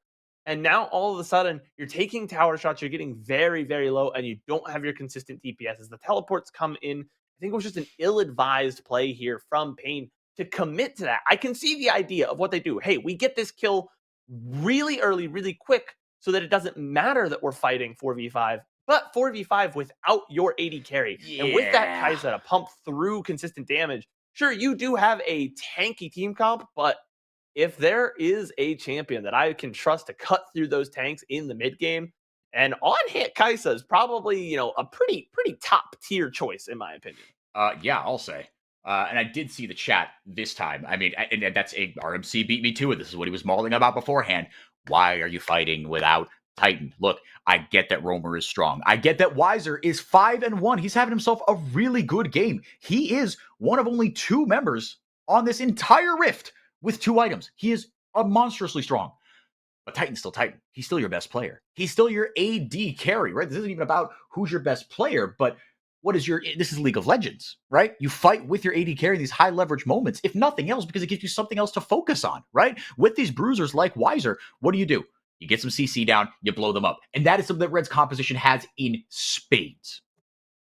The ability to blow up a single target. They are not lacking in that department, not in the slightest. And that's what you saw the Crescent Guard come out to keep Doom alive. The all out then for FNB to pick up more and more damage. We're getting a bit of a skirmish here in the bot side. Pain did pick up a Ocean Drake there. Mm-hmm. Looks like Red is closing in. This map down here on this side is dark for Pain Gaming. They're going to have to abandon this tower. They don't know what could be, lurking in the jungle. As they're going to shift their attention to the top side. There's nothing to play for down here. Let's get some early vision control, get some map pressure on this top side for the next major objective that is going to be up in 2 minutes. It is a little whiles away, but it is that Baron. And that is going to be very, very interesting. Because all of a sudden, I mean, you talk about the importance of this Baron, right? And you project out a little bit more, right? You do the whole butterfly effect thing, right? 1-1 in this series compared to 2-0. Oh boy. Oh boy. We're going to have some uncomfortable questions to ask. And even how you set up for this Baron, right? Because, again, Pain still has a guy on their team who's 5-1, right? But on the other side, you've got Rebello, who will just auto-attack you to death right now. And if this game goes on long enough, he's able to get an LDR down. Oh boy, you better watch out. Kaze, he's been a little bit invisible here, but he's got that 10-stack Rod of Ages. He's got a Seraphs all the way up, right? Some big power points are starting to be hit here. This can be a very even Baron fight. So it is going to come down to just setup, right? And just how do you play with vision? Because again, both these comps they're pretty explosive in different ways, right? Yeah, speaking of vision, FNB catches Weiser on the sweeper. Weiser has no vision in this quadrant, uses the ultimate and immediately begins to step away, using his dashes to get out, dodges the Void Seeker, but I think it's going to be a little too late, but the cavalry is coming for Y4. We might see a fight here just randomly in the bot lane. It is a 4v4. If nothing else, blow in the TP just to save Weiser's behind. And that will be it. I mean, you can feel just the game and the series, right? Hanging on a knife's edge right now. And again, so much tension. All 3 of these teams are going to go to cross-conference. Both these teams are going to go to cross-conference against the LTA North, right? But Pain, bigger team, more history, right? You would argue on paper. Look, you can hang up, but you can't hang up banners for being the on-paper champions, right? You don't get a banner in your arena that says Dunder Mifflin champions because everything we've done is on paper. On paper, Pain is the better team. On paper, they are the favorites here. But the way this is going right now, as Weiser picking up a Serpent's Fang, actually super based into the Rise with the Seraphs and Rebello with that Killer Instinct. Love that. Yeah, it's a good choice because Weiser, he's 5-1, but he probably, even with all of that extra, all that extra gold, he doesn't really do much into FNB or even into Doom, who can kind of heal it back. It is kind of a struggle. What his goal is to get onto one of those 3 squishier members of Red and then shut them down, kill them quick. And even if you die, the Weiser for Rebello trade, that's a winning trade for Pain. Titan in a little bit of trouble here, has the mark on him. There goes the Tango Barbs, gets hit by a Void Seeker. Rebello could go in there, but choosing not to. Kaze gonna pop not the stopwatch, the arm guard. That's what I meant. FNB playing, playing footsie over there with Weiser as they are just jockeying to keep each other out of the fight. Gold lead is extended ever so slightly for red, 1.1 thousand. And you see the two big gold differences, Bren, on the bottom side of your screen, 80 carry and top lane. Those are the gaps that have emerged in this one. Your two big carries in this fight. And I think whatever team wins this, you're going to have to get a second carry going here because you've got two very potent, right? FNB can still be FNB. He can still be Cassante, right? Kaze is still Kaze, right? You could do Rise things still. Annie and Corki can still do a lot of damage, or if nothing else, just win you the fight. Roamer has got himself just pure shred with the Malignance and the Bloodletter's Curse. That Baron is still standing. Neither team feeling comfortable enough to pull the trigger. Just as I say that, the dragon spawns, and that could be what inspires Pain to go for this. I would recommend it, because that's going to go down in 2 seconds flat. And indeed, they do not. Yeah, they just completely acquiesce the dragon. They say, hey, it's one ocean. I don't think Ocean Soul is necessarily our win condition in this game. We're going to go and set up across that. But what do they really get? They shove a wave into the top side, and they do have the positional advantage here they've set up, they've cleared vision. They're doing a good job just taking control of this top side jungle, but they need to get this pick here. Oh man, FNB in some trouble here. The public execution has been blown on him. He goes unstoppable. Tiber's blown on him as well, but TP expended in return. So a couple of big resources used there. And now the Baron not going to be started up, just clearing out some vision. Setting that up. Tiber's being down. That's kind of a big deal, but that's going to come back up in, 1 to 2 business hours. That'll be back up shortly here. So not the biggest loss, I don't think. But that TP, depending on how this setup goes, depending on how the lane assignments go, that's kind of what I've got my eyes on, just that little bit more. Not just that TP, but League of Legends is a game that is kind of played in turns. Like, it's a MOBA, so everyone's moving at the same time, but it is played in turns of, A Weiser gonna go down, and Doom with the pickup. The strongest member of Pain Gaming is down for 50 seconds. Is that the go button for Red Knids? It looks like it is. Yeah, Rebello's going to melt through this Baron because of his build. The on-hit Kaisa, so good at picking up those jungle objectives. And what I was talking about it being played in turns, Pain used their turn and only got a wave shoved in, and now Red is using their turn to get a pick and possibly take Baron here. Oh, now Doom goes down. Karaoke, maybe if Pain win this fight, they could maybe turn this around and get onto that Baron. FNB into the backline. Rebello's low. Rebello is history as far as this fight is concerned. Turns? MOBAs? Whoa! Correct play? A super high value impale there, 4x4. Unbelievable. No, that was super. That was, you talk about the pop blossom of the game, the ultimate of the game. That right there, the headbutt of the game, that was the impale of the game. Unbelievable that Pain turned that around from that position. They were dead to rights, Bren.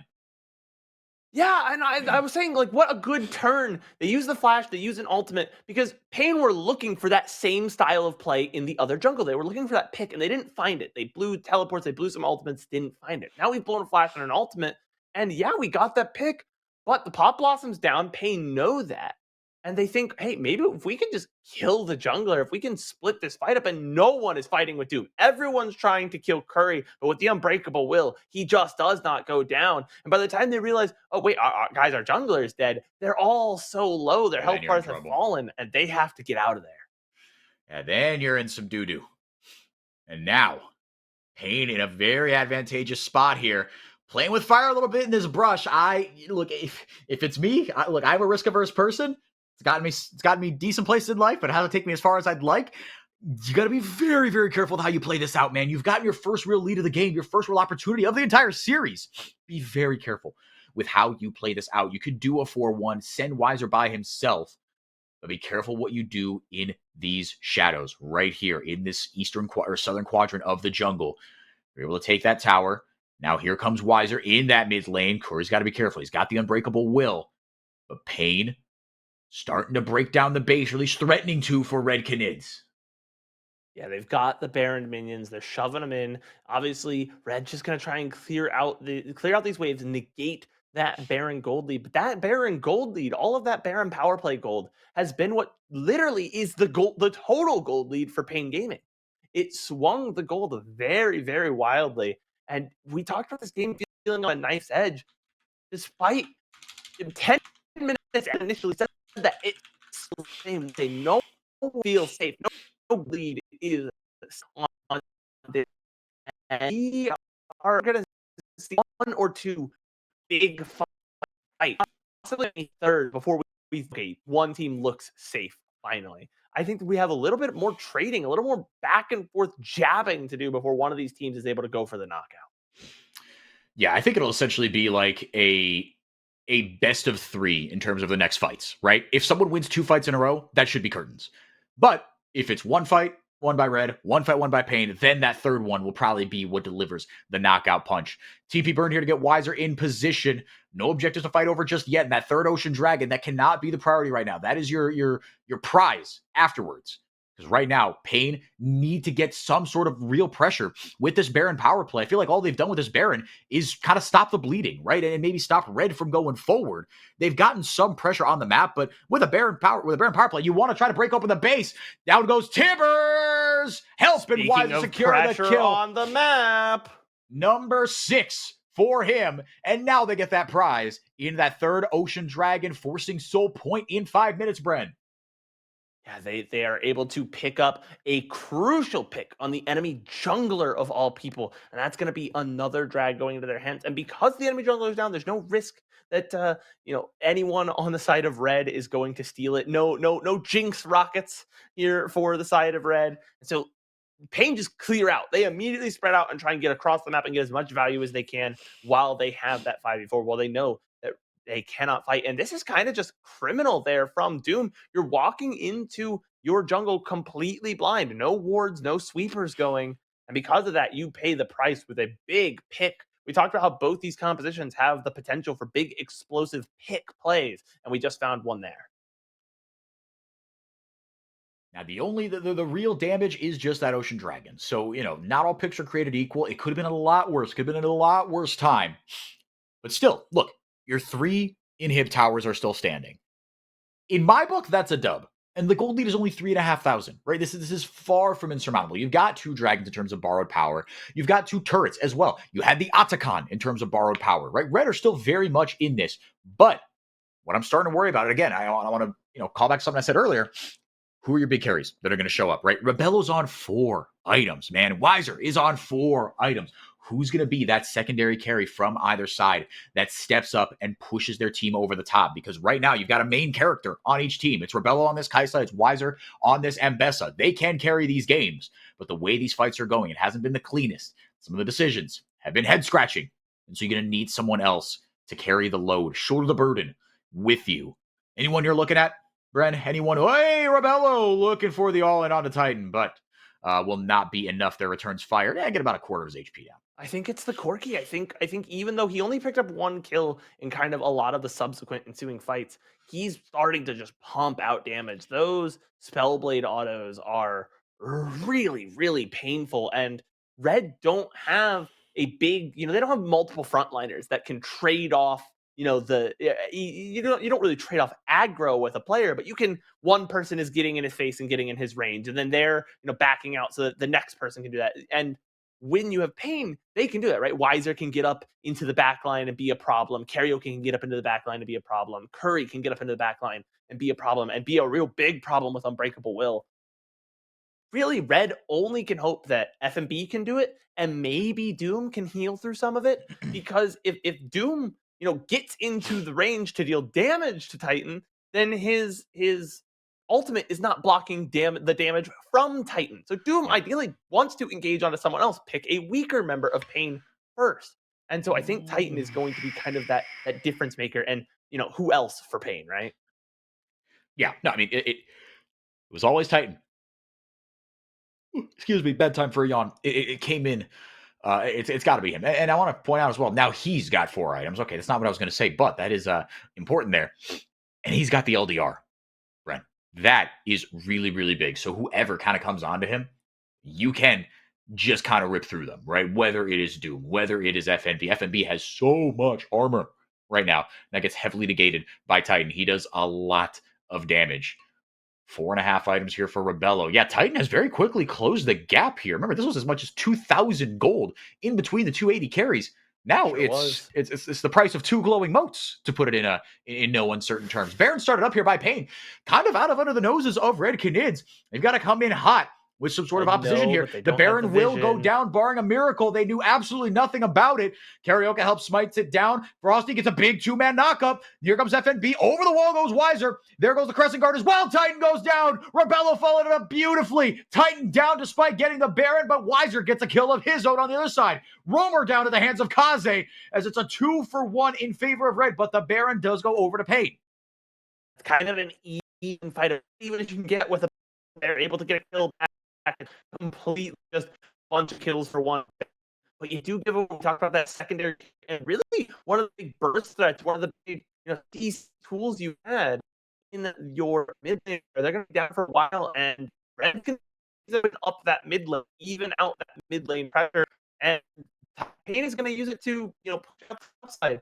And so both the teams now getting ready to up 20 seconds. That is when those dead members, those gray screens, are going to come back to color just in time to send in a teleport if you're FNB. But notably, no teleport will be available for Titan. Obviously, he doesn't have it. And Roamer, it's on cooldown. And because of that, Red can look to stack this dragon and delay that soul by a little bit more. Oh yeah, you got to be really careful with what you commit to here for Pain. Weiser, please. If Weiser makes an oopsie on the carpet right now in this, okay, he's not going to. He blew because he got the TP down. I was like, are they really going to contest this? You've got the Baron, my brother in Christ. Like, there's no need to. It's 3-3 now in terms of Dragon. Let's get another look at this. Frosty, got to be some Pop Blossom on, and it started off okay here for Red. Doom, nice pick onto Titan. Yeah, I think it's really well played. We talked about how it's difficult for them to have consistent widespread CC because of their comp, and it's mostly single target. But as long as you're consistently finding the right target, that's less of an issue. And when Titan flashes away from the Pop Blossom, yes, he doesn't get knocked up, but notably he's on the other side of the wall from the rest of his team, and they use that to isolate and destroy a prime target. As now we are just waiting for the teams to find an angle to get after each other once again. 10-13 sits the kill score, and these teams are gnashing at the bit for another fight. You can just kind of feel it. Oh, yeah.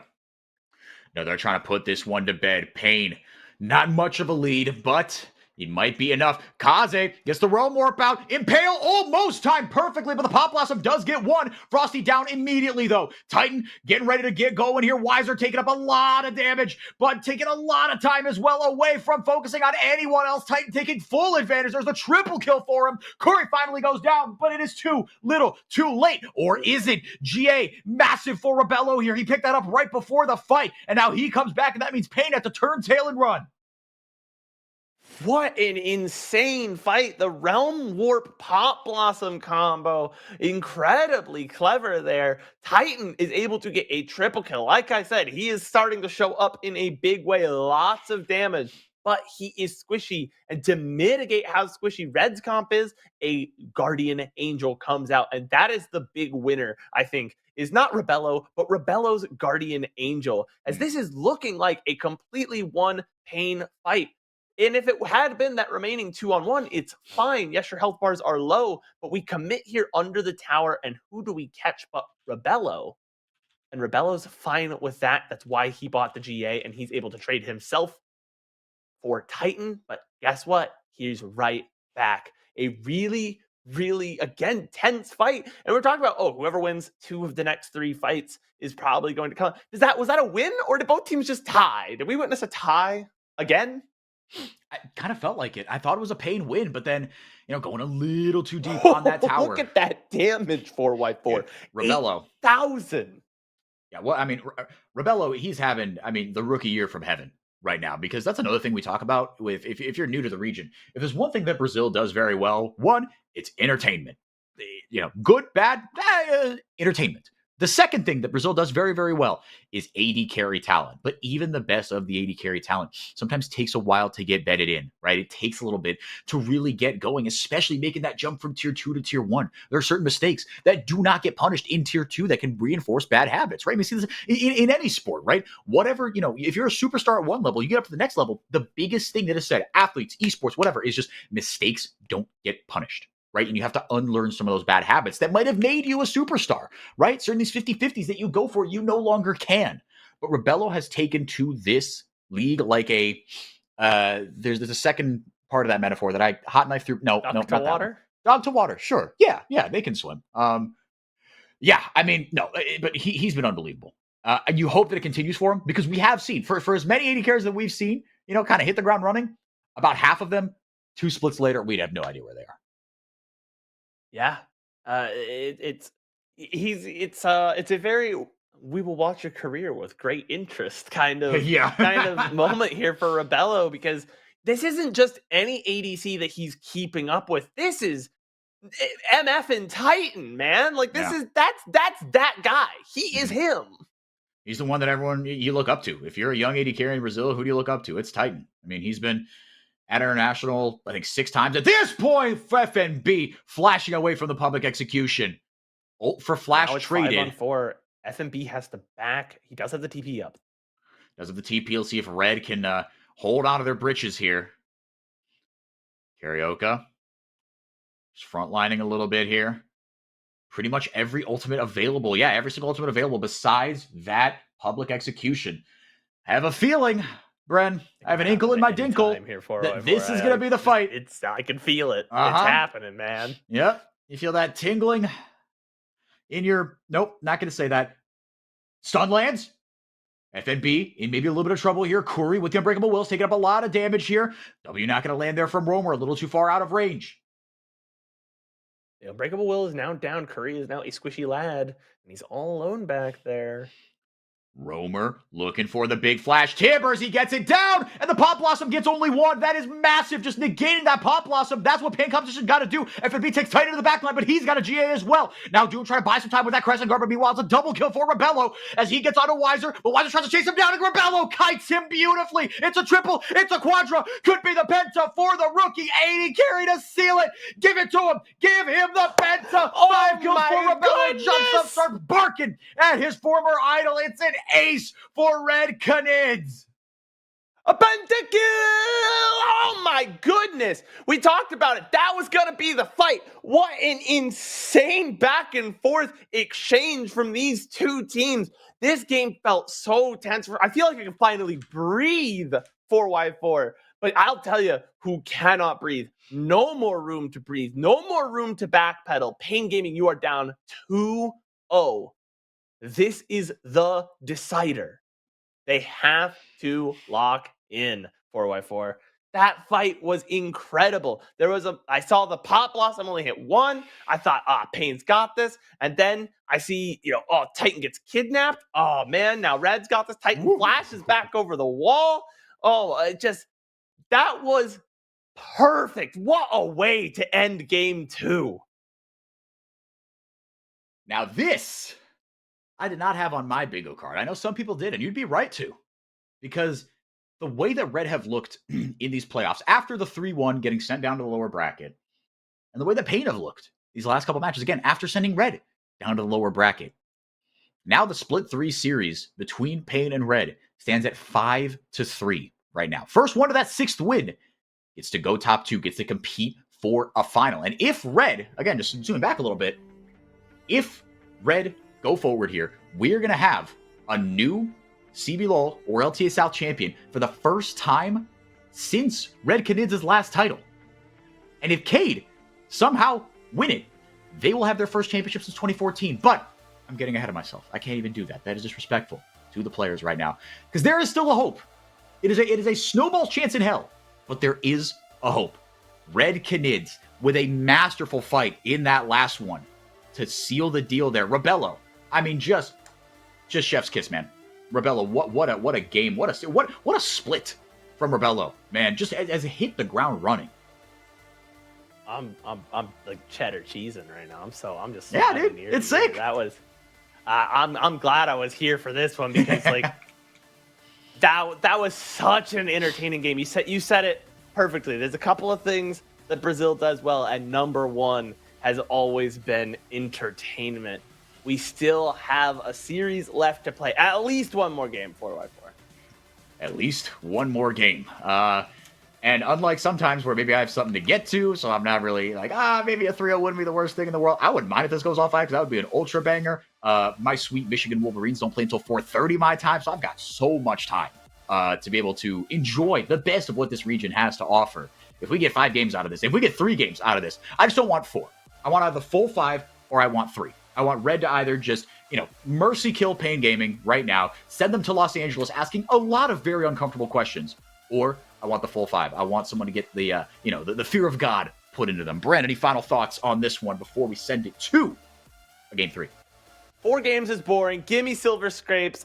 Titan reverse sweep. It's all up in the air. I got nothing. I'm so excited 4x4. I'm speechless. Let's do it. On to a break we go. Game 3 on the other side.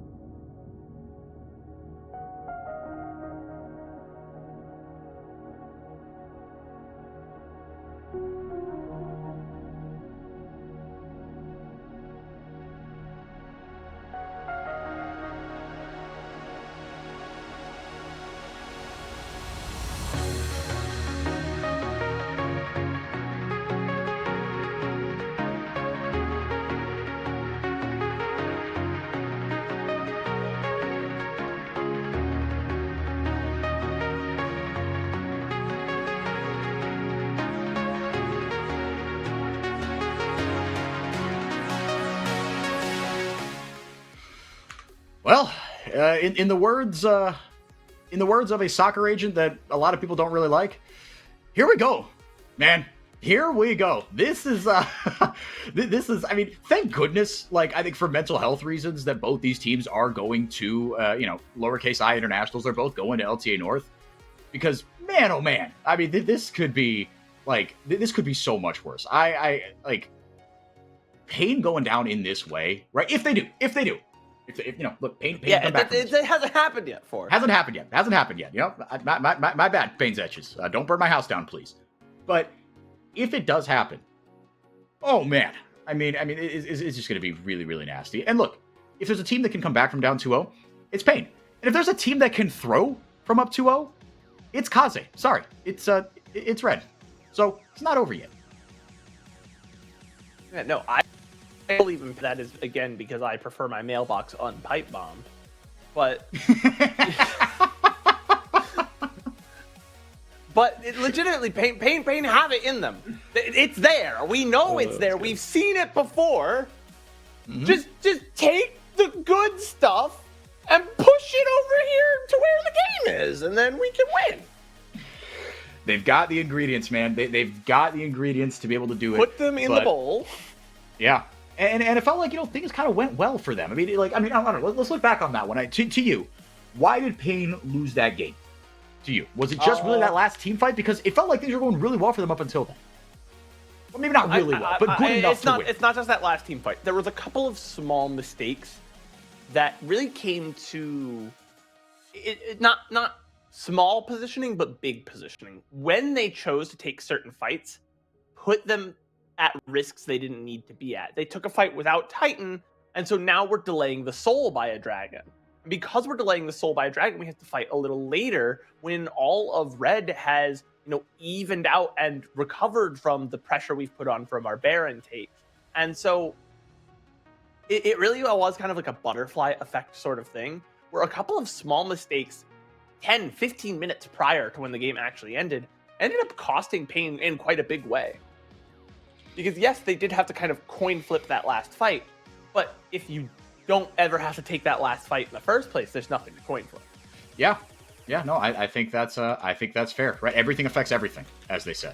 But now, yeah, Pain, this is literally must-win territory. They are down 2-0 right now to Red Canids. This is the Titan Derby, if you will.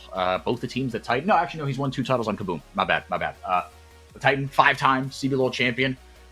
If they lose this, Titan will have to wait until 2026 to get potentially another LTA South title. Now, but the funny part about this merger is, even if they go down here, Titan could feasibly still be crowned the first ever LTA champion. Now, look, FlyQuest look like a wagon. Yeah, those guys are terrifying. They have 2 of the best players in the West. Events, all right, like. I think there are legitimately some of the Eastern teams that don't want to match FlyQuest very much. No, and before we get too into that, let's get into draft right now. But yeah, look, it'd be great to kind of to get to that cross conference phase and see what we can do from there. Pain again going with Red side, and to be fair, correlation, causation, blah blah blah. It did work a little bit better for them last time around, but similar bans coming through side, here. That's true. Yep, yeah, blue side was a disaster for them. Taking away the Yunara, taking away the Pantheon, the 2 strongest picks on the patch right now will not be paid or will not be played by anybody. See what that third ban ends up being. Maybe it's that Aurora. That does make me nervous if you give the Aurora to Kaze. Although, to be fair, I'm trying to think back. I don't know if we've seen Aurora or Kaze really have a pop-off on Aurora. Maybe you ban away the Silas because he has been known to style on that man. Vi, instead, will be what's taken away. Not going to let Doom pilot that. We're worried about the prio picks here. That's why we see the Yunara banned away on the red side, because there's really just not an answer for it at this stage of the game. And you just can't give it over and negate what is effectively your biggest tool. Your most likely chance to win the game is going to be Titan carrying you. And so there we're going to give him a champion with a lot of agency. Yep. Rumble for FNB. Pick first here. Yeah, banned in the first couple games, and it will be the Aurora on this side here. So Romer will have that. He's had a couple good games on this Aurora, to be fair. We'll see if we get Lucian and Nami. Lucian can play with a bunch of other things, but I think we saw, look, Lucian Nami is not dead, right? Lucian can be played with a bunch of other things, but Lucian with an Enchanter and with just kind of a, with Nami specific, there's a reason that combo was so strong. We saw Bavoy just absolutely monster on. Oh, this might be over, Bren. They gave him the Silas. I'm seeing the Silas, man. It's a rough one. I'm seeing it. Yeah, I mean, look, I am trying to look at the Titan. He played a Lucian game. I know he played one this split. I'm trying to remember who it was against. It was against Furia.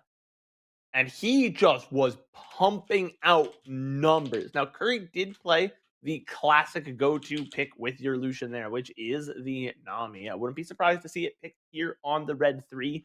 You're expecting it on the side of red anyways, and so it allows you to kind of hide your remaining champions before this next wave of bans. They can't, ban away the Nami, and there it is. It is going to come out, I believe. We're not just hovering it and then not going to select it. Yeah, I'd be surprised. Yeah, the Milio, the Braum are options, but I mean, Titan Curry, they've had success on this duo in the past, right? Kind of when Curry came into the league and it was, this duo was in its heyday. This was something that they went to a lot to really dominate games. And look, fair enough, right? You got your backs against the wall.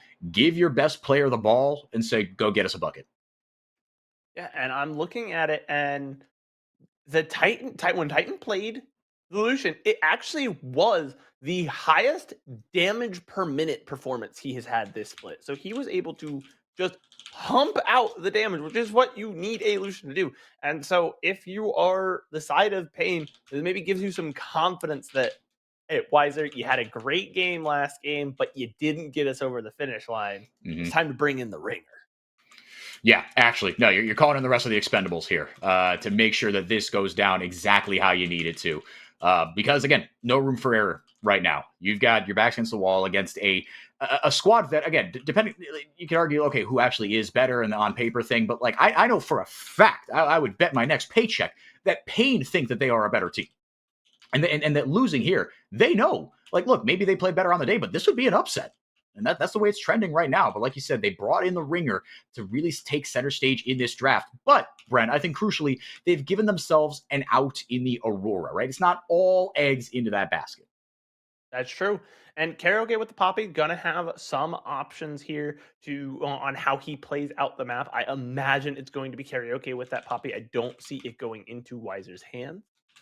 On the flip side, something we didn't comment on is that we do see the Senna, and correctly called out by Pain, who banned out the Rel. Senna has been seeing a little bit more play shifted towards support, at least at most levels. Pro play always kind of has a penchant for Senna ADCs. But we are going to see Rebello on a much more supportive pick. They're not like the Kaisa, something that can just take over the game on its own like he did last game. He's going to need some time to get going. And that could be risky. Hey, yo! Well, yes, that is the Rec Psy for Doom. Whoa, didn't have that on my bingo card. Okay. I'm interested to see how that goes. I mean, I do want to talk Thank God you're up 2-0. Yeah. I do want to talk about, though, like, you are kind of picking... Like, Rakan is fine in lane. He's generally pretty good at making space and keeping people alive. But one good catch onto that Senna, and the Lucian is going to kind of tear them apart. It's going to be tough for the Rakan to keep that Nami and Lucian at bay on his own. And so I would like to see Pain actually, play out that bot side, really just stack the map. You say you don't want to put all eggs in the one basket. But I'd like to see most of the eggs in that basket, because the Lucian needs to get going early. If we don't see a big lead before 15, 20 minutes, we might as well call it chalk, because the Lucian needs to snowball. He is not a scaling champion. No.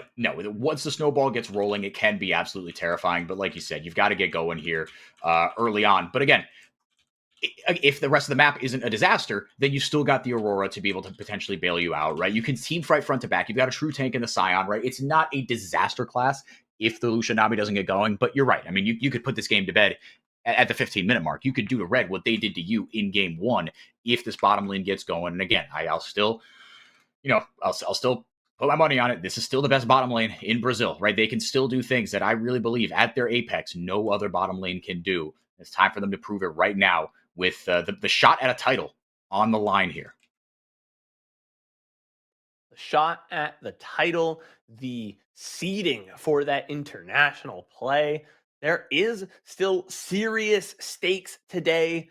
It's going to matter moving into tomorrow.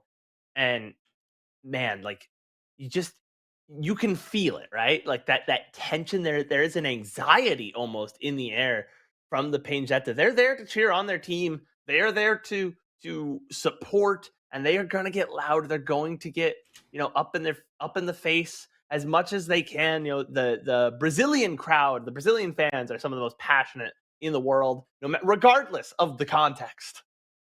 But it's do or die now. Pain has there's no more breathing room, no more, there's no more place to go. Your backs are against the wall. You got to win this game in front of you right now. And even then, it's a long road back. It is do or die. A potential 3-hour trek to the finals starts here. And here's the thing, you could still take that 3-hour trek and lose. So it's an unforgiving game, potentially here for Pain Gaming. But look, again, you still get to go to Los Angeles, you still get to play in cross conference. But either way, a lot stake on this game. And Red on, they've got a couple of power picks here. Well, I mean, I say a couple. It really is just the Silas. And Red, for me, I mean, look, this is an interesting composition, right? Because you can't really team fight front to back. The Rebello is going to be, right, she is kind of just going 80 carry here, right? You don't want to go just tank Frosty or whatever, able to get in there with the W. A lot of burst damage up front here, and that will be all she wrote. No summoners blown on either side.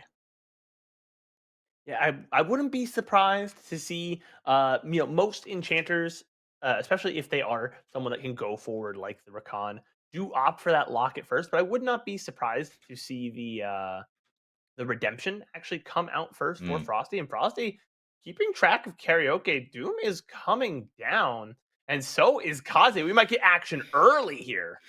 Karaoke able to get the smite down for level 2. The steadfast presence goes out to prevent the dash in from Frosty. Now I'll have a little bit of backup in the form of Curry. And Frosty has Rebello behind him. That should be it. Yeah. So that's it. But importantly, look how far behind they are in lane. Look at that XP. Titan is already almost level 2. Rebello and Frosty haven't touched their waves. They have no XP, and Frosty's missing over half his health. That's a huge win for Pain Gaming. You guys have seen that they have shifted away. There are no more jungle leashes. We just don't do that. If your support or your AD carry is leashing your jungler, flame them. I respectfully tell them to stop. Because jungle clears are so fast, and the early XP matters so much more. And look at this. They're just getting bullied down there. Lucian Dami, baby. You give them an inch, they will take a mile, as they should.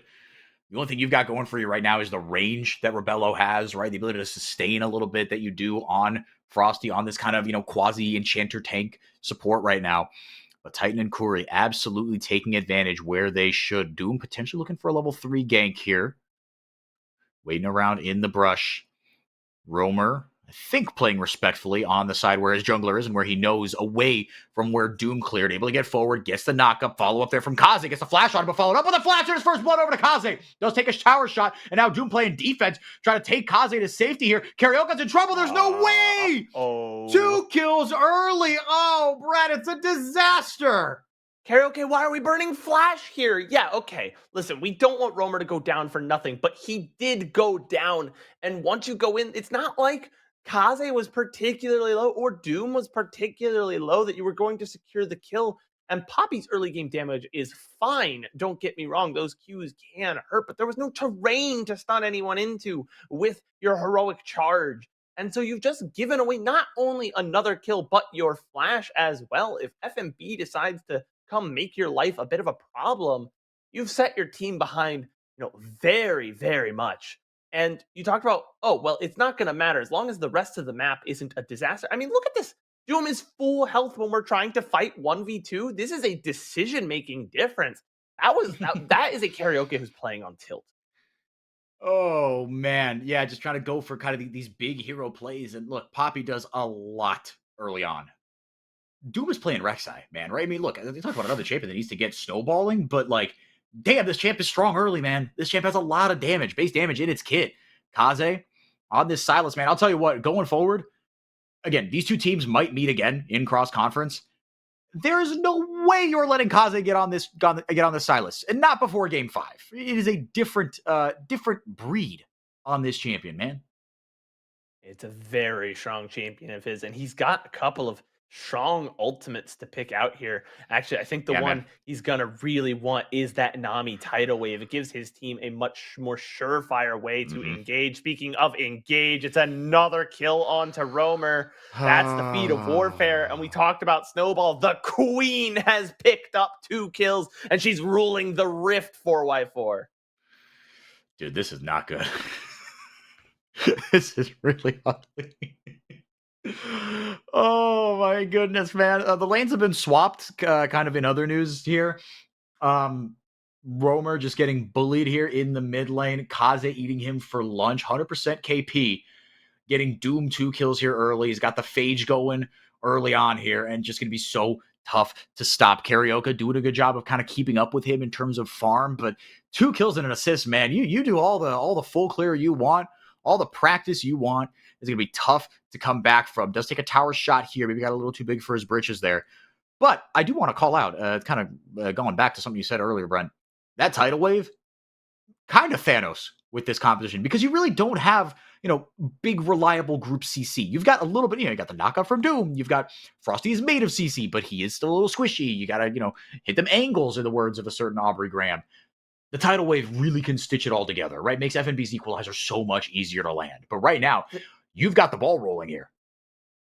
Oh yeah, they've gotten it started. The tidal wave is going to make it easier. There's a couple of other good ones too. I think seeing Kaze, I imagine he's at some point going to steal the ult from Weiser and just run at the enemy. Just yeet himself into someone.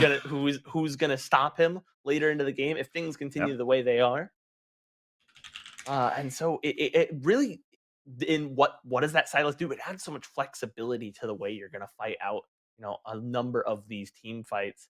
And you talked about landing that equalizer. You usually want some big, CC ability so that everyone has to just sit there and kind of just take it from that ultimate. Now they have that option. Romer pops the Between Worlds. Not going to be anything of consequence here, thankfully, for him. Because if that one goes down, I think, again, you just kind of, you wrap it up, see you in Los Angeles sort of thing. But for now, things seem to have stabilized just that little bit here. And look, you've still got Titan Curry, right, that could really, really accelerate here early. Now, they are playing into the Rumble. So they've got, I don't know if it's easier or more difficult, but they've got a different assignment ahead of them in either case. Weiser tasked with babysitting the bottom lane tier 1 turret. Titan able to dodge the Electro Harpoon and go for the all-in here with the calling. Able to flash forward. Solo Bolo. Phenomenal. That is your best player emotionlessly you saw in the cams there. Just saying, all right, everybody quiet the F down. Everybody lock the F in. Don't let this go to waste. Titan able to pick up a really great solo bolo, gets the flash out of FNB on top of that.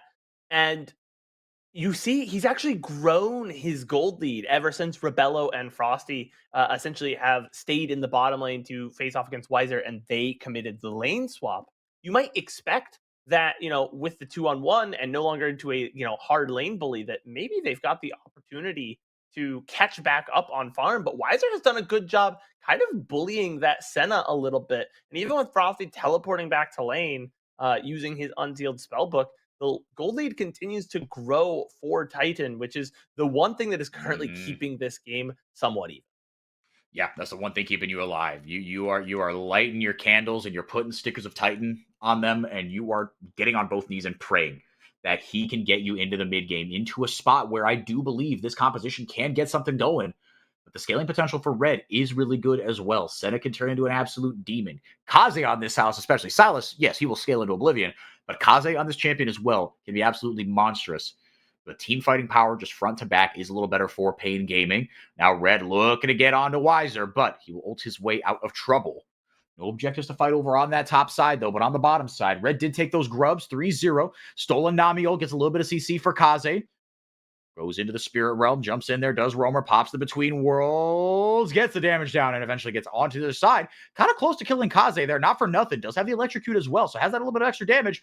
But now Frosty's here. Also the bolo from roamer.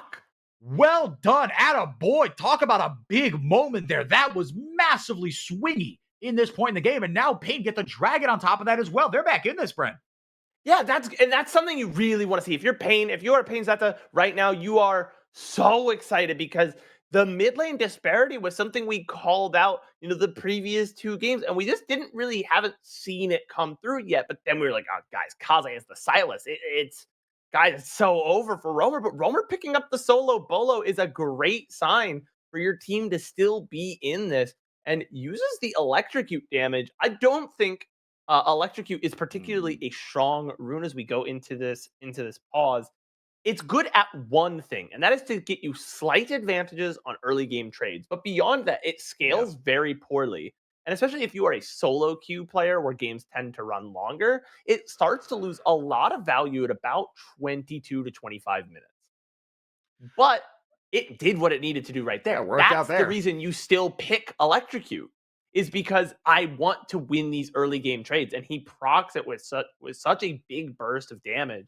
I'm not sure that Kaze even recognized he was in danger there. He stepped up thinking, okay, yeah, he can get another combo down, but surely I'll survive it. Well, if nothing else, you had Frosty waiting there, right? You had Frosty just like, okay, if I'm in trouble, he can dash in, right? He's not level 6 yet, but he can, I don't know if he had a flash, but he can flash W, worst case, right? Give me a shield. Yeah, literally do anything, right? Throw out the Q and just walk over you, get you a little bit of healing. Don't know what summoners he had in the unsealed spell book, right? Trap him, in a compromised position potentially. But man, no, that extra damage proved to be very fruitful there, and like we said, it's a very good sign for Pain. I'm interested to see what the pause is coming through for. If it is a peripherals issue, or if someone noticed perhaps a bug in game. Yeah, let's see. The attention is being paid to Weiser's screen right now, so we'll see what he ends up doing there. Kaze and company just one game away for playing for an LTA South title in this massive debut season. Kaze, reminder, I mean, he is not a rookie. He's played tier 1 in the past in LLA. He had to go back down to tier 2 and get his chance to come back up. Kind of like Doom, but not really like Doom. He more of was a tier 2 player, got a sniff in tier 1, then got bumped right back down, but now has taken his spot as the Red Canids jungler, as Red 3.0 comes into fruition here. Pain trying to come back here. You see that score on your screen there, 2-0. The favorites for many people in this whole playoffs, and I was among those people, right? I had Pain taking down whoever came out of this bottom bracket. I had them, even if they were to advance, taking down Cade, but certainly making us rethink a lot of things here. But in just the last couple minutes, Bren, you have seen players that need to step up, and no more so than that man right there. 2 levels down initially in that trade against FNB. His former teammate, who he won 2 titles with on Red Canids in 2021 Split 2 and 2022 Split 1. Taking that fight there, knowing that he had the damage, knowing he was going to level up, in hitting that level 6, and solo boloing his old top laner. A massive swing. Yeah, a huge swing overall. And it's so important because it felt so doomed just from the beginning that, like, not pun not intended, but because of Doom. Yeah. It just, that Rek'Sai looked like it was getting ready to run rampant, and the Lucian had not picked up any gold to his own name so far. And we were just a little spooked.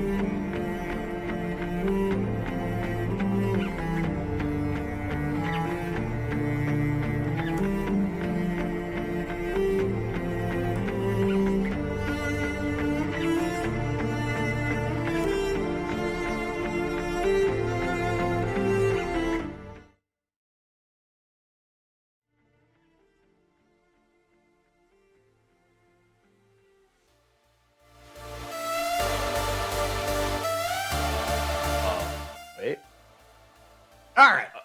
There we go. All right. Awesome. Now we're back, and we have not missed anything. So yeah, Pain down 3-2. Look, they've gotten themselves back into this game. And given how game 1 went and given how I thought this game was going to go instead of that, that is fantastic news, everyone. The slime is flowing again. Those of you to get that joke, Yes. get in my Twitter Good DMs. news. Good news, everyone. Pain Gaming isn't just going to roll over and die, and that's good. Titan having a kill, that's good.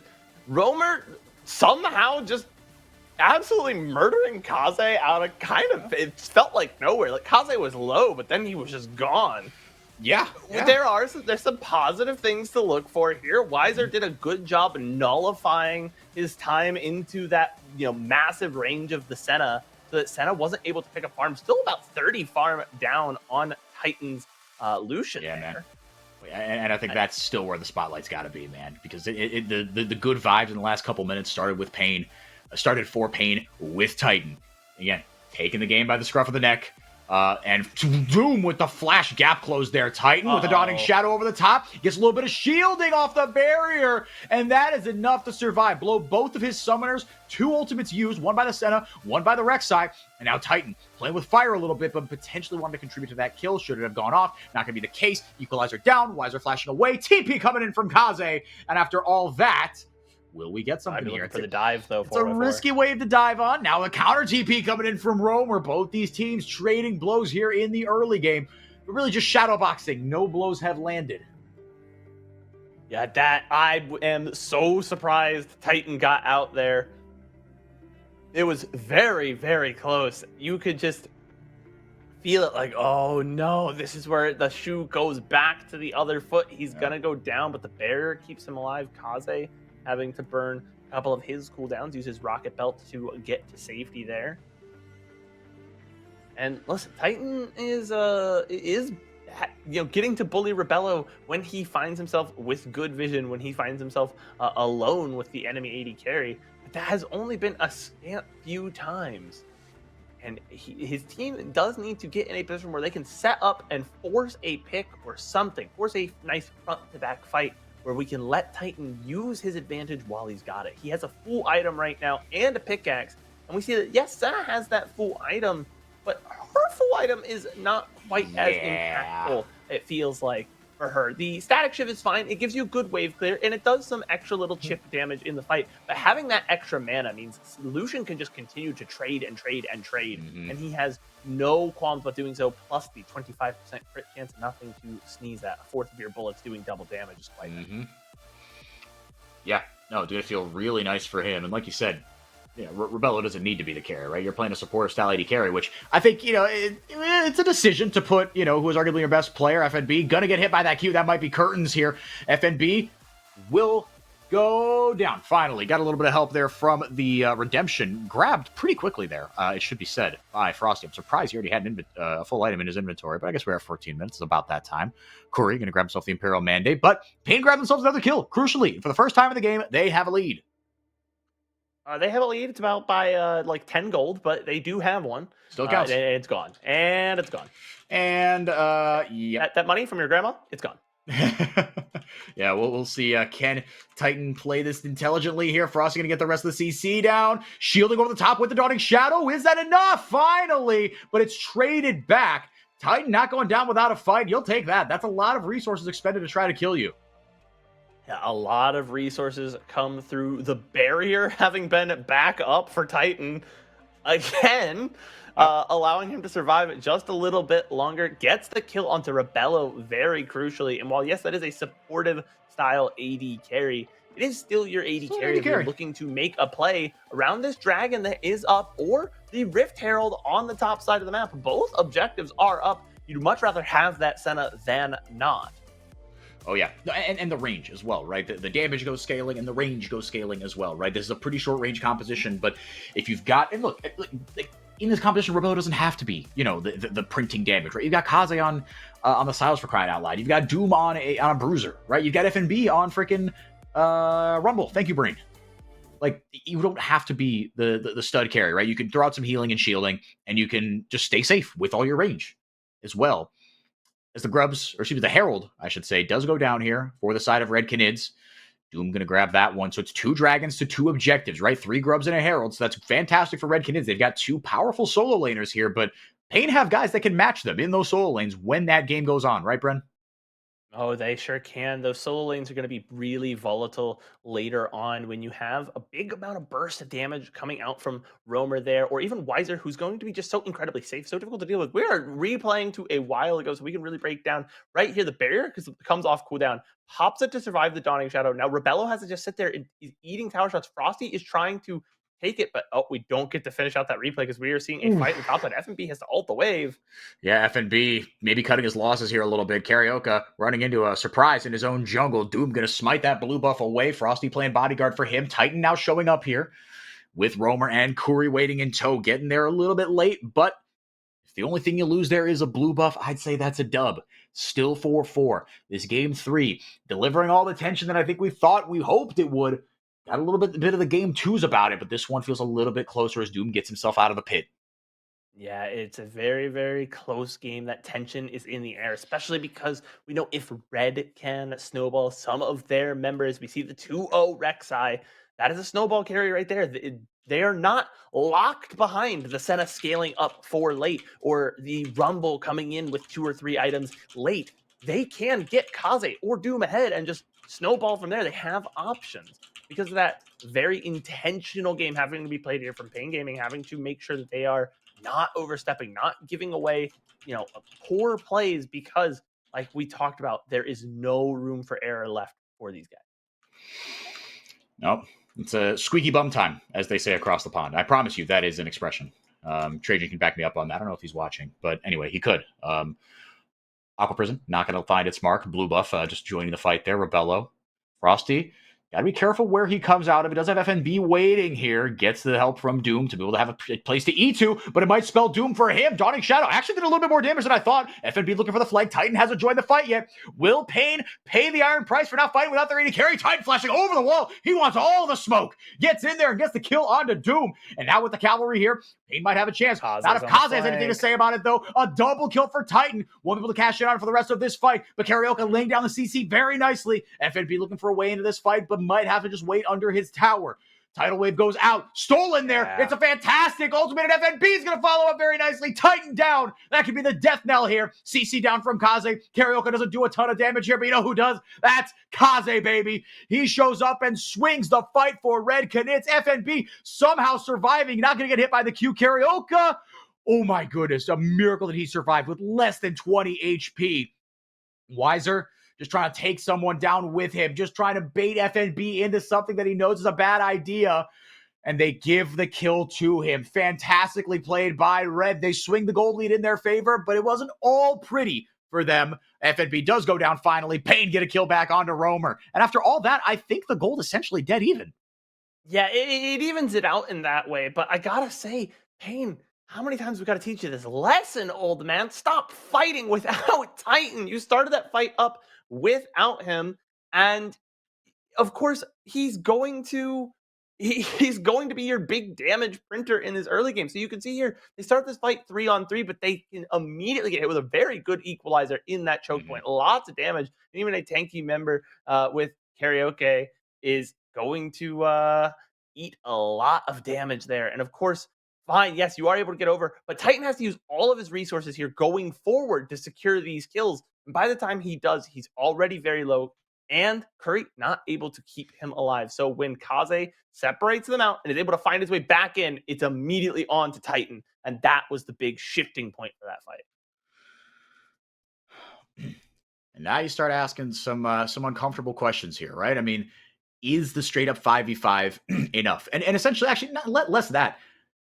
Whose carry is going to do more damage? Because you saw the fight, like you were saying, Bren, it kind of swung in both teams' favors when their superstar showed up. When Titan showed up, he flashed over the wall and got himself an easy double kill. Now he's got 4 kills, right? Did get the RFC, not for nothing, so that you're taking a hit on damage to get a little bit more safety, a little bit more attack speed.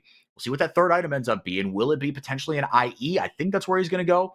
But then Kaze, when he showed up, whoa, my goodness, just absolutely awesome.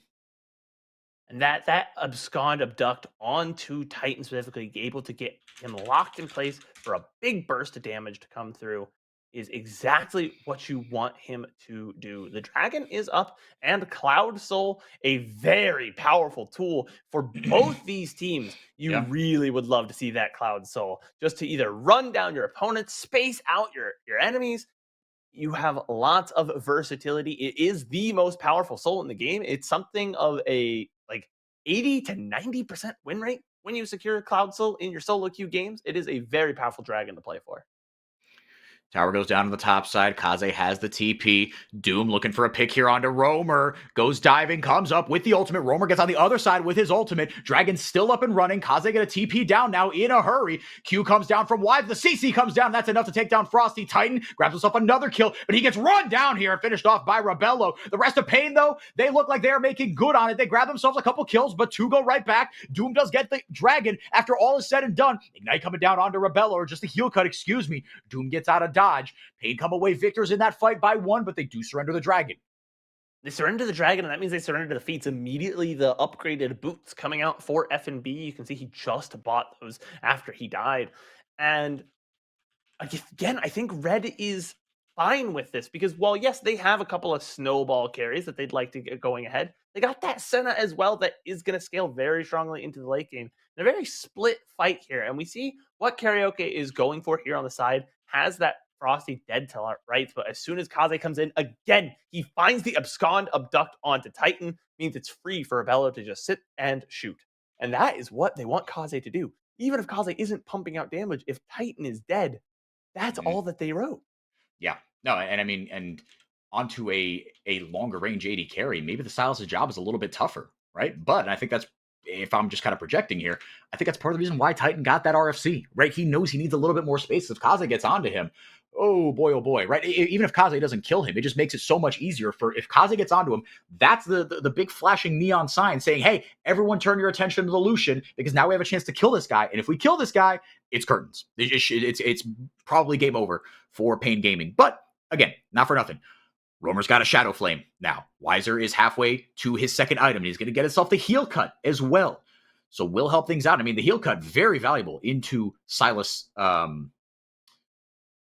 Senna as well. The heal cut going to have quite a bit of value. The redemption being the first item for Frosty as well. Not to say that with what you talked about with that mid laner has already got the I know the name of this item, guys. I'm a professional. Shadow Flame? No, the other one. Oh, Riftmaker. Omnivamp. Riftmaker, yeah. one of the best items in competitive play history. Riftmaker. I know what that item is. As they're gonna start up this Octocon here. It might just be a bait though. I think they're just looking for the fight. I don't think they're gonna commit to this with Pain on the horizon. Speaking of bait, Kaze's all alone. Karaoke's inbound. Karaoke's inbound does get good CC down. The Keeper's Verdict out as well. So that's not going to be available should they want to use it to get someone else out of the fight. Kind of tapped the R. Doom looking for a way in. He does get spotted. Weiser joining the fight, but it might be too little too late. That is a ton of damage coming down. The Equalizer comes down in return, though. And now FNB shows up and roasts Corey. Red Canids get 3 kills in the blink of an eye. They are wiping Pain off the map. Double kill for FNB. Doom sets it up, and FNB mows them down. A double kill for Weiser, and it matters absolutely not. It's an ace for the Wolfpack. Yeah, an ace for the Wolfpack, and they were hunting them like wolves. If you don't know, wolves, the best team fighters in nature, all right? And these guys split up and herded them in like sheepdogs, just had them hemmed into the middle of this top lane. There's no terrain, no vision to play around, just stuck there. And then FMB drops the Equalizer over top. What a just fantastic play there from Red, and maybe a bit of an overcommit from Pain, right? We talked about it. Once the Keeper's Verdict comes out here, they don't pick up the kill because of the stopwatch, or the arm guard rather. That means they're just stuck here in the middle. No way to get rid of the members they don't like, and they have to fight just on top of this Equalizer, and look how much damage it does. Yeah, it kind of fried a little bit there. It looked really, really good. And Red Canids, man, I mean, that's look, if you don't have a front to back fight, the team fight composition, right? These sorts of more chaotic team fights is where you're going to thrive. And man, oh man, what a freaking best case scenario. Frosty half wearing his sweater. I love the sweater only on around the neck. Yeah. Yeah. You saw the Pain fans there, head in hands. Again, look, it's only a 1,000 gold lead, right? It's not that big a deal. You do get the Otacon, so bump that up to maybe 2,000, but still not a disaster. But you do see, I think, something worrying for if you're Pain is kind Oh, of what I was mamma saying, right? mia. Like if these fights don't go straight up, right? And again, I think Carioca using that keeper's verdict a little bit premature, right? Because maybe you could use that a little bit more effectively, turn it into a 4v5. That could be your emergency bleep button should Kaze get on your carries, right? But use that immediately. And I think Red saw that as a go button, man, because that keeper's verdict is massive. And if these fights aren't just straight up 5v5, Red are going to thrive on that chaos. And Red are doing a good job of trying to control vision and looking for these flank angles, especially Doom. That is something I see not enough. If you are going to pick the Rek'Sai, you're not meant to fight straight up one for one, like go front to back. Rek'Sai has so many options for movement and creative play. Use it. Find those squishy members in the back that look, Roamer is alone and the Predator is on the hunt. Here comes Rek'Sai looking for a kill. Roamer pops between worlds and has to blow the flash as well. That is big. Now another chaotic fight. Can Red Kittens take advantage? Nice equalizer. Redemption comes down. Nice stopwatch from FNB as everyone else roasts in the equalizer, but it's a shutdown for Roamer. Doom gets one back. Doom gets two back, actually, as Kaze looks for a way into the backline, but not going to find it. The chains come down. The root comes down from the setup. Wiser is a big body that has a lot to chew through. Don't have the requisite damage to be able to do that, but two down. Crucially, the jungler down. Once they take this tower down, can take an objective with ease should they choose to. Will it be the Baron? Will it be the Dragon? I kind of think you go for Baron here, but maybe not. The Red going to go ahead and pick up the Cloud Dragon. Cloud Dragon is a powerful objective. I think maybe they were hoping they could knock it down a little faster and maybe try to go for both, but they're just not chewing through this dragon quite fast enough. They're going to take their dragon and go ahead and back. You can see the pings coming out on that top side. They want to set up for the Baron regardless. And I think I just want to control the vision on this side of the map. Maybe feign for the Baron, because if they can get the fights that they are finding with the angles they are able to get, it doesn't matter. They are having such good entries into these fights. A really good amount of just flank angles, creative damage, able to use their abilities and their timers just exactly how they need to pick up advantages in each one of these fights. And if they're able to do that again, bait Pain in towards the Baron and then find a pick or two, that could be the game afterward. No! 4x4. I mean, really, just again, this is a family stream, so I'm not going to say what I want to, but like, this is just killing the tension at all times. These pauses, and it looks like it's going to be Wiser again, or maybe Carioca. To be fair, they're talking to Carioca, so we'll see. Both of them kind of having words with the LTA ref. Sucks. This is a murder. Yeah, Wiser seems a little upset. What is so frustrating, my friend? I think I don't. They paused the game earlier. I don't think they changed anything. I think the verdict was that you're fine. Or they're sending people to use the restroom then. Yeah, Frosty's like, look, if we're gonna do this again, I gotta take a leak, man. I'm gonna explode. Bro, I gotta go. I can't do this. Oh, and Wiser might do the same himself. Okay, well, all right, everybody's taking a bathroom break here. Take a breather. We're gonna do so ourselves as well. It's been real tense. I gotta remind myself, in through the nose, out through the mouth. Yeah, absolutely. All right, we're gonna take it to a quick break. Wait for everybody to get up, stretch. You do the same. Grab some water, because we could be here for another 10 minutes. We could be here for another 2.5 hours potentially. So, so lock in. Lock in. We're going to take it to a break. We'll be right back.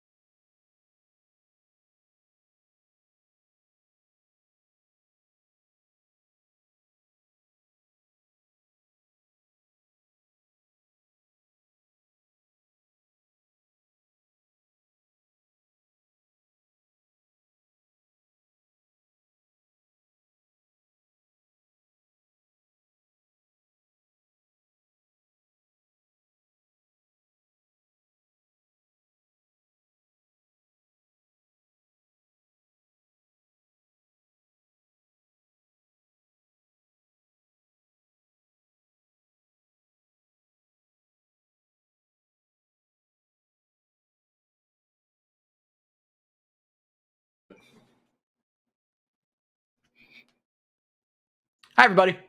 We're back. So is Wiser. So is everyone from their bathroom break. I didn't take a bathroom break, but you know, I didn't need to because I took one between games 2 and 3. And also, I'm not pounding coffee like these guys are. I've reached the age where too much coffee is finally, like there is such a thing as too much caffeine for me. Until kind of my mid to late 20s, that wasn't a thing. I could just pound as much as I wanted, and I just yeah. But no. I the other weekend actually gave myself acute caffeine poisoning. I Yeah, had and that's probably 3 grams of caffeine in 2 days. I was like, man, I should probably stop. That's a lot. That is some me in undergrad type feat. Yeah. Brett, how old are you, if you don't mind my asking? I'm 23. So I'm Okay. about that age. Oh yeah, you're fine. You're fine. you're gonna be okay. Into the game we go. Red up 3,500 gold. And again, series on the line here for Pain Gaming. I still do think they have this better straight up 5v5, but the more these fights play out, I mean, just do Red just have too much sauce, too much damage? Doom on this Rex side, dude, I was very, very sussed out, but he has played it very, very well. Been a great setup, man. And you got to give the credit to the rest of his team as well, because it's not like the Rex side has that much setup, but you have to follow up immediately, right? The little bit of a knock-up that you do get, right? Wow, if you can hit the equalizer, the shockwave over the top, right? Make it easy for Kaze to hit the abscond abduct. That's when it gets really, really deadly. And it has been deadly so far. We were questioning in draft, hey, you're bringing out Rex. I mean, I guess you're up 2-0. You can do whatever you want, but true, it looks really good. Yeah, Doom's got the GA now. And I mean, the GA third item in a professional game of League of Legends on the jungler, that is peak. That is the League of Legends that I grew up on. Is like, okay, I know I am kind of useless right now. I'm going to fall off a cliff. Doom's got to be so careful right now. They've got Rebello and Frosty. Doom going over the wall right now. Who's locked in there with who? Titan able to get out of dodge and throws out the culling from behind him. Now Kaze buys him time with the stopwatch. Fantastic visual bug there from Kaze. I saw the wiggle. I saw the wiggle at first, and I was like, it must have been a trick of my eyes. That's really weird. He's stasis. He can't. And then he kept doing a Brent on 3 grams of caffeine impression. Yeah, he was wigging out over there. So after all that, we did blow a couple of big ultimates, calling down, tidal wave down, Keeper's Verdict down, but only the quickness and equalizer down for FNB and Frosty. So for Red Canids, all these little tunnels set up for Doom. Yeah, Doom to get in and out right now. He still has the GA up, full health. There's a lot to work with here. 4K as a gold lead it's not the end of the world by this stage of the game, but it is tough to break through. Kaze, whoa! All right. You see the rest of it? Yeah, actually. You see on the Cloud Rift, Doom and FNB just, wall running. Able to get to their precious baby boy, AD carry, or mid laner, I should say. Able to bail him out. Frosty, okay. Not going to take the quick way out. I'm leaning into my screen right now. Same. I'm hunched over, yeah. Yeah, posture gang, non-existent right now. Titan's grabbed himself the anti-heal now. Now, this is big, right? Getting the anti-heal on a tank is one thing, but on to Titan to be able to duel Kaze should he get on you, this is big. This could be the pièce de résistance, as they say. Titan has proven to be able to get out of these tight spots, but with no flash and no barrier, that mission gets a little trickier. Frosty pops the ultimate. Looks like he's going in. Gets stopped by Wiser. Bubble goes down. Equalizer over the top. Titan's in a lot of trouble. Titan gets on him. The redemption is not quite enough. Titan is down, and that could be curtains for Pain Gaming. Roamer locked in a 1v2 on the other side of the map, but Kaze is down on the other side, so maybe the tables have turned. Wiser gets ripped through. Absolutely shredded. FNB with that Bloodletter's Curse rips right through the Pain front line, and now 2 for 1.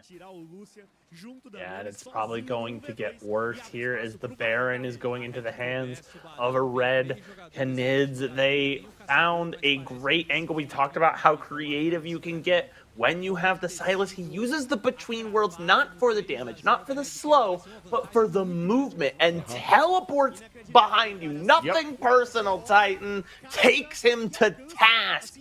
And that is a big big pickup, the Baron going to keep them in such a massive gold lead. As you can see it here, they cannot get through Weiser, but why do I need to go through Weiser when I can get the Titan for free? And he goes down, and sure, Kaze goes down, but all, like we talked about, there's a lot of eggs in that Titan basket. And when he goes down, it is very tough. We talked about him picking up the 4th item. That is very big, especially on a crit build. That means you have 100% crit. Every auto attack, double damage consistently. The anti-heal, very big. The armor penetration, very big, but it does not matter if you can't stay alive. And he has not been able to front to back pump out the damage numbers. The one weakness for Red on their comp was that, hey, this composition just can't front to back. And so Red said, that's fine because we won't try. We don't need to, we're not going to get baited into a front to back 5v5 fight. We're going to play the game creatively and get around that limitation to just go absolutely crazy. Red now pushing up into Pain's base. Again, only 3 towers for each side. Hex Flash over the wall. Kirok able to get CC down, but there's the defensive tidal wave. Equalizer goes out the other way now. Kaze frontlining a little bit, trying to get onto somebody. But just a bunch of ultimates blown for show here, and Red still with the advantage. Able to take that tower down. And now, Bren, guess who else is on 4 items we haven't talked about really much at all? That's Rebello, baby. And he's on 100 stacks as well, my goodness. And then you see the range with the rapid fire as well. Rebello, you really have to keep an eye on him. And it's just like, he just stood back, played Farm Simulator, and now he is a legitimate carry threat. And that's the thing is, like, Red have I talked about early game. I said they have options, right? They don't have to overcommit into getting Doom or Kaze ahead. They don't have to force bad plays. And because of that, they've been very choosy about when and where they want to fight through this mid game. And it's worked out very well for them because not only have they taken a lead in those snowball champions, but it's given them a lot of time. There's been no pressure on Rebello to do anything drastic. No hero ball to be played. Just sitting back, farming, and scaling up on one of the best scalers in the game, an infinite scaler. And look at that damage. Look how far away Rebello is firing from. That's like another screen. Yep, exactly. Keeper's Verdict down, hits nobody. That is a tough one. I think that's a death sentence here. 9,000 gold is tough to come back from. 2 kills for Doom to start it off. And that should be just a formality the rest of this fight. FNB goes golden, not even for fight advantage, just to say we win, you lose. 3-0 for Red Canids. Pain Gaming, humble in the lower bracket finals. They will still go to the internationals. But, my goodness, it will be Red and Cade playing for that domestic title. We'll have a new title winner for the first time since 2022 here in the LTA South. It will be Red or Cade, a couple of old school orgs going at it with a lot of new blood.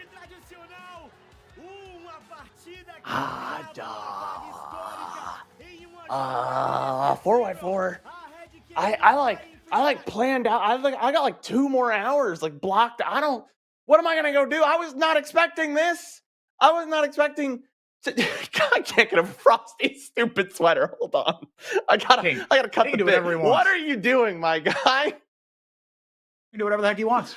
You just gotta keep that neck warm. Man. If you win like that, you've earned the right to look as goofy as you please. I didn't have the Red 3-0 on the cards. When I was watching the podcast, you guys were making your predictions about like, depending on who gets to today, would it have been different? You know, obviously Loud lost yesterday, so maybe they are like the weaker team, but they also play Pain Gaming pretty hard every time they play them.